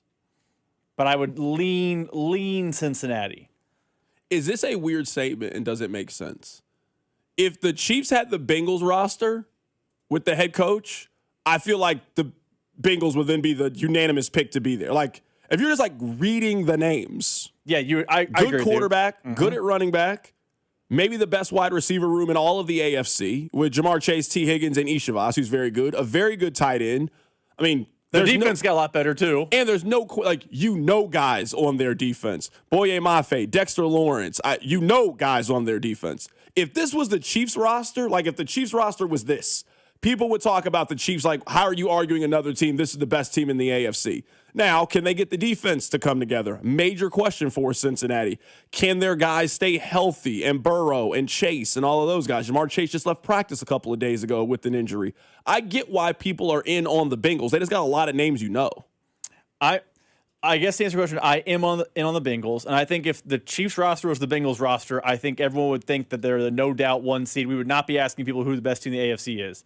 The Bengals' major question is health. I don't know if they have a bad training staff. I don't know if they have bad luck, but every year Joe Burrow's getting hurt. And Joe Burrow hurt into their season. Jake Browning's not the answer. I don't even know who their backup is now. I don't know if it's still Jake Browning. A.J. McCarron was a backup at one point. Those guys, Joe Flacco, those guys aren't the answer. So it feels like if Cincinnati could ever stay healthy, they have a wow roster. So I'm in on them, but it's also hard to be all the way in because they always have the same problem. I have 2 Chiefs questions I would like to go through. 913-586-7965. Number 1, Rob, what would you consider to be a normal Patrick Mahomes season? I've been thinking a lot about that blind test that we did a couple of days ago and people's reaction to the blind test. And we all have the same feeling about Mahomes. But I do think that we have conversations about other players' numbers and how much of a wide spectrum it could be. Is it not fair to also say that about their quarterback? Like, I don't know how you could be surprised if Patrick Mahomes threw for 4,800 yards this year and won MVP. He's the best player in the league. I also don't know if you can be that surprised if Patrick Mahomes throws for 3,800 yards this year either and has a season very similar to the last 3 that he has had. From a numbers perspective, yards, touchdowns, interceptions, what would you consider to be a normal Patrick Mahomes season? So I'm looking this up real quick because I always have Pro Football Reference pull the numbers for me. That makes life easier. I think a normal run of play for Patrick Mahomes is probably experienced from 2021 to 2023. This is not, I mean, he has an MVP in there, but this is not the 50 touchdown season. This is not the, oh, wow. On a 17-game annual basis, he had around 47 to 4,800 yards passing with around 35 touchdowns and around 6 to 7 interceptions. That, I think, is normal for Mahomes. Now, maybe those numbers fluctuate, maybe a little less touchdowns, maybe a little Say pick. that one more time. I just want to know. I just want to write it down. I'll do clean numbers That's here. fine. 4,750 for yards. Okay. 35-ish touchdowns. And around 10-ish interceptions. That is what he did on a 17-game annual basis from 2021 to 2023. I don't think the Chiefs have the weapons for Mahomes to have that kind of season. Is that fair to call that a normal season, a normal Mahomes season, though? Or I think that was fair to say in 2021. I don't know if that's fair to say in 2026. If you were going into 2021 and you had told me those numbers, yeah, 4,700 yards. I mean, he threw for 3,900 yards in 16 games 2 seasons ago. 35 touchdowns. He hasn't thrown 30 touchdown passes since the MVP season back in 2022. I asked that question because I don't have an answer for what I would deem to be a Patrick Mahomes regular season. Like, I think part of the conversation we've been having over the course of August, when it's been Optimism August, is we've just heard, I think, maybe old Patrick Mahomes predictions in terms of yardage. We've been hearing, 4,600, 4,700 yards. I don't know if he's throwing for that this year. So obviously, if your quarterback's not throwing for that then, and Rice has got to eat, Worthy's got to eat, Kelsey's got to eat, how much is left for somebody like Cyrus Allen? I think a normal Patrick Mahomes year right now is a little less than 4,100 yards. So let's say 40-50, 29 touchdown passes and 11 interceptions. I think that right now is a normal Patrick Mahomes year with the weapons that they have given him. I think that is the baseline kind of year. I mean, the last 3 years, 27 touchdown passes, 26 touchdown passes, 22 touchdown passes. Interceptions, 14, 11, 11. Now, maybe the run game completely opens things up, but I also think they're just going to rely on their run game a little bit more earlier on in the season as well, and they're not going to have Mahomes throw it as much as he's been doing it in years past. It's also important to note, I mean, just for example, back in 2022, he threw it 648 times. That number dropped over time, that they just threw it less. So this year, I don't think he gets to 600 pass attempts this season. I wouldn't guess on them getting to 600 pass attempts this year. So, yeah, that's what I would consider to be a normal year. A little less than 4,000. I think he was going to get there last year if he had played all the games. But, he had 22 touchdown passes through 14 games. He wasn't throwing 10 in the last 3, not with the weapons that they had. So he was going to throw 25, 26 touchdowns, and maybe he threw 1 interception those last 3 games, and he also probably wasn't going to play the last game of the season if he was healthy or not because they weren't trying to win that game. So let me ask you this then.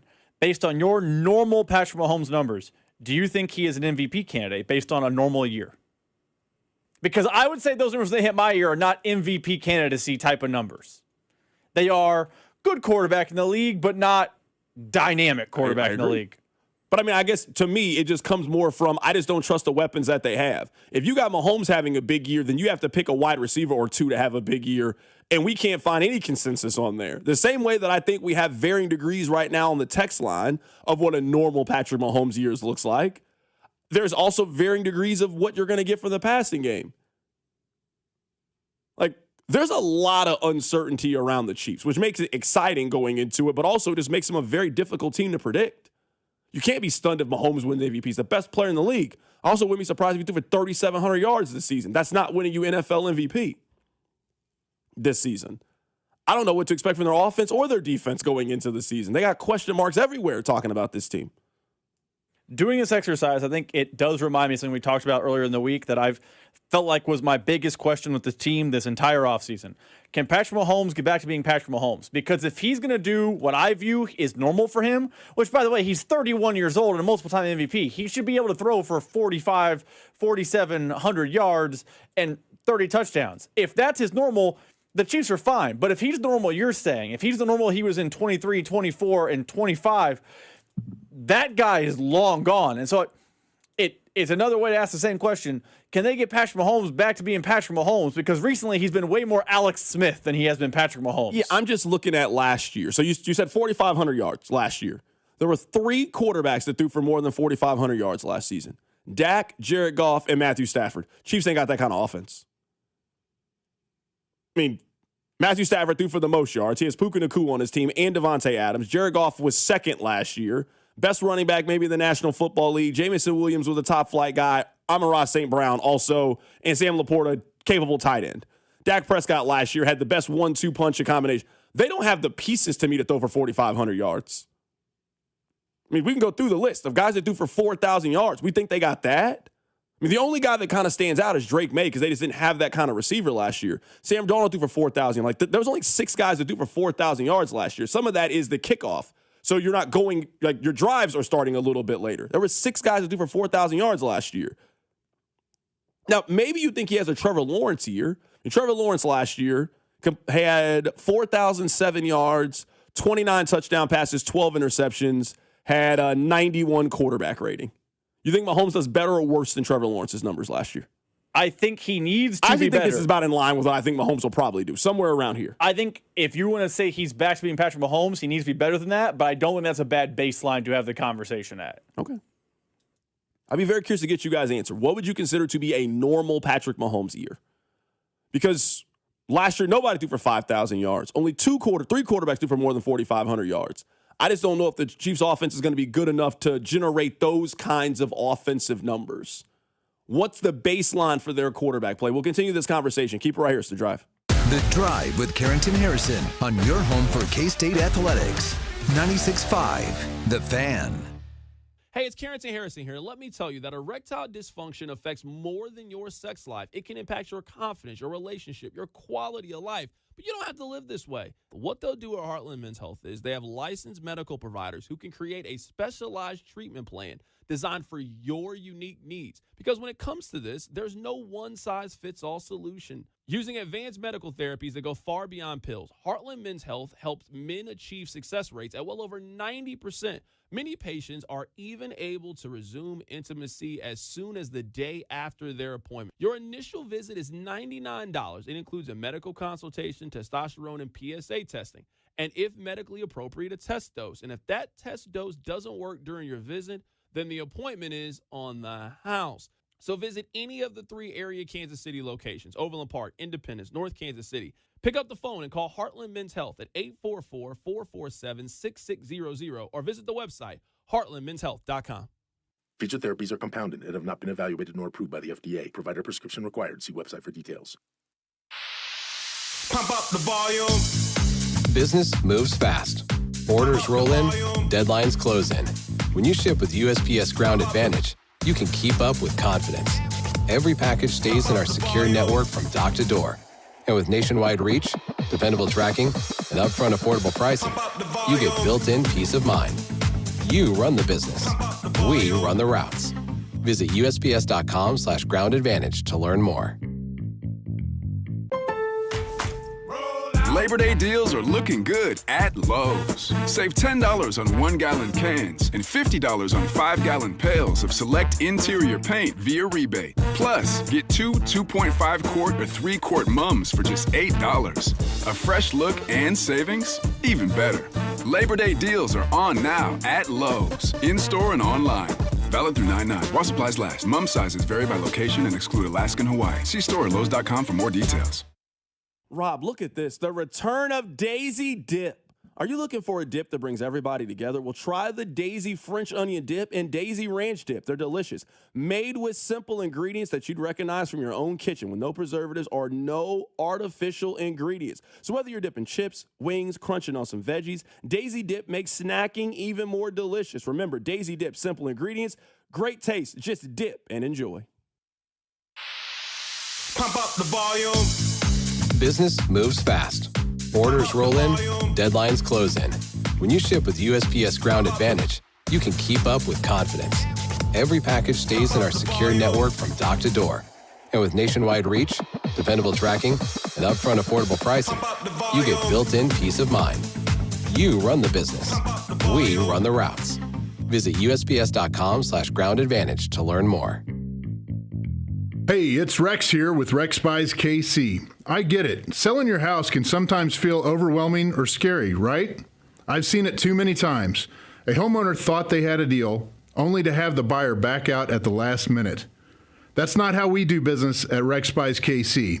I'm local, I know Kansas City, and I make sure every deal actually closes like it's supposed to. No hidden fees, no showings, no last-minute surprises, just a fair cash offer and a process you can count on. We buy homes in any condition and judgment-free. So whether your house needs repairs or you just want a fast, hassle-free sale, we can make it happen. If you want certainty, transparency, and someone local who actually delivers, call 816-330-6000 or visit rexbuyskc.com. Rex Buys KC, helping people make smart choices one home at a time. 816-330-6000 or rexbuyskc.com. What do parents think of back to school at Staples, where 24-pack Crayola crayons are just 50 cents? Staples has folders, notebooks, and pens at great prices. I'm smiling from ear to ear. It's the most wonderful time. Mom, I missed the bus of the year. It's a wonderful time at Staples, where school supplies start at just 25 cents. Staples. That was easy. Visit your local Staples today or shop online and in the app. Ends 9/12. Exclusions apply. T-Mobile is launching something no other wireless network offers. Introducing Nothing. Pay nothing today and walk out of the store with a new phone. What did he say? Nothing. You definitely said something about nothing. Exactly. Go to T-Mobile, pay nothing up front, and leave with a new phone. Wait, nothing rules. She gets it. Hey, thanks for nothing. For the first time ever, switch to T-Mobile, pay nothing. No taxes, no fees, no money down. And walk out with a new phone. There are 250 reasons to choose T-Mobile, and now nothing is holding you back. On eligible devices with qualifying credit plan and 36-month finance agreement. Expect mostly clear skies tonight with a low of 65. Weather brought to you by Staples. It's the most wonderful time of the year at Staples. They've got back-to-school supplies as low as 25 cents, up to 40% off select tech and more at staples.com/back-to-school. Staples, that was easy. This report is brought to you by Go Car Wash. It's your time to go shine. For a limited time at Go Car Wash, mention radio and get any wash for just $5. Yep, any wash. That's up to 80% off our best wash. Visit Go Car Wash today. It's your time to go shine. Tune in for the Fan Club Fridays at 1 o'clock with Cody and Gold, presented by Circus Sports. Want your shot at $30 million in guaranteed prizes? Enter one of Circus Sports' premier football contests. Visit circusports.com for details. Enter in Nevada. Play from anywhere. 96.5 The Fan. Here's your traffic report on 96.5 The Fan. Brought to you by SWL Injury Law, the Car Crash Kings. It's what they do. Visit SWLinjurylaw.com. This one brought to you by Epoxy Floors by Welch. Your garage floor is taking a beating and looking worse for it, so don't settle for cracked concrete. Call Epoxy Floors by Welch today. Okay, we've got a crash. I see a lot of red, 70 eastbound. As you approach 23rd, okay, right lane is blocked, 70 eastbound and 23rd. I'm down with traffic on 96.5 The Fan. This is 96.5 The Fan, your home for Chiefs football. All right, so we're ending the show with this. what would you consider to be a normal Patrick Mahomes season? Like, what's the baseline? What do you expect him to do? The numbers are kind of all over the place on where we think. C-Dot, I have Pat at 4,100 yards, 33 touchdown passes, and 10 interceptions. I would like to think that Pat can get back to being Pat, but you make a good point about the weapons. I would have to think that the run game is going to open up the pass. I mean, he's certainly going to throw for more passing yards than last year. He threw for 3,500 yards. He only played in 14 games. I think he's going to throw for more. I am interested in what the baseline is, and I guess I would say, after going through these numbers, so the last 2 seasons, and I think it matters now because the kickoff rule is different, so field position is better. Like, you start, it just drives are shorter now than they were 3 years ago. These are the quarterbacks that have thrown for 4,000 yards. Joe Burrow, Jared Goff, Matthew Stafford, Dak Prescott, Geno. Darnold did it in both spots. Did it in Minnesota and did it in Seattle. Lamar, Drake May, and Trevor Lawrence. Geno is wild, by the way. JSN. Oh, yeah, that makes sense. In Seattle. Yeah, JSN. I forgot. So that's what if you got Mahomes throwing for 4,300 yards, great. You can't have Mahomes throwing for 4,300 yards and think that Rashee Rice is getting 800 yards. Their number one receiver has over 1,000 yards. So if you're high on Rashee Rice this season, which some of you are not, I get that. But if you got Mahomes throwing for 4,300 yards, then somebody has over 1,000 yards. Because look at all of these. There's a common denominator. You got Jamar Chase. You got T. Higgins. You got Amon-Ra St. Brown. You got Puka Nacua. You got JSN. You do not throw for 4,300 yards and your leading receiver has 700 yards, or your leading receiver is Travis Kelce with 800 yards. Somebody gets over 1,000 yards. So believing in Patrick Mahomes this season, he's going to throw for 4,300 yards and the run game is going to figure out. If you got that, if you got Mahomes throwing for 4,300 yards, them having a 1,000-yard rusher, and they have a 1,000-yard receiver, they're finishing top 8 in offense. There's just not enough good offenses that have the ability to generate that. When I hear that list of the people who have thrown for that yardage, I feel like Patrick Mahomes should be in that group. Maybe that's a bad metric to do it by me, but if Joe Burrow and that group can do it, Patrick Mahomes needs to be in that group. And I don't know. You're right. It can't be with a bunch of guys getting 750. One of the weapons will have to elevate. It has to be one of the pass-catching weapons, too. I know a lot of people in Texas are like, well, what about K9? It's not your running back elevating that makes it happen. It's a pass-catching option. You're right. One of them will have to elevate. It just feels like that list should include the player we view as the best player in the NFL. So when I say normal, I think he needs to be in that group. He should not be a tier below them, which is tragically what has happened recently. And, I mean, just look at all of these guys. I mean, if you're looking at the list, I mean, last year, Drake May did it. Drake May threw for 4,300 yards last year. He had Diggs as his number one option. Diggs had a good season. He didn't have a great season. He didn't blow you away with his numbers. But, I mean, last year, Stephon Diggs was a very, very good player for them last year, which was on the way. So, I mean, whatever you deem to be a normal year for Patrick Mahomes, the opportunities obviously trickle down. I mean, all of these teams can also run the football. Who did Jacksonville do it with last year? I mean, he barely got there. It was over 4,000. He threw for 4,007 yards. I mean, I don't want to hate on him. Like, that's not a good year. But who did they do it with last year? That was the one they did by association. Parker Washington, maybe? Hold on, let me look this up. Hold on. Pulling it up here. Hold on. Parker Washington is my guess. He actually had a decent season. Yeah, he's not a name you would ever think of in that category, but I think he's the answer. Hold on, I'm looking this up here because I'm curious. He threw for a little over 4,000 yards last year. I mean, could the Chiefs be this? So last year, Travis Etienne ran for 1,100 yards and 7 touchdowns. I imagine that's what a lot of people think that Kenneth Walker is going to have. From a passing perspective, Parker Washington had 847. Brian Thomas had 707. Brenton Strange had 540. Jacoby Myers had 483. Is this maybe the model? But it's also important to know he threw for 4,000 yards, not 4,500 yards. That's a big noticeable difference in terms of where the passing yards are going to come from. Could this be a year? I mean, last year, Trevor Lawrence threw for 4,000 yards, 29 touchdowns, 12 interceptions.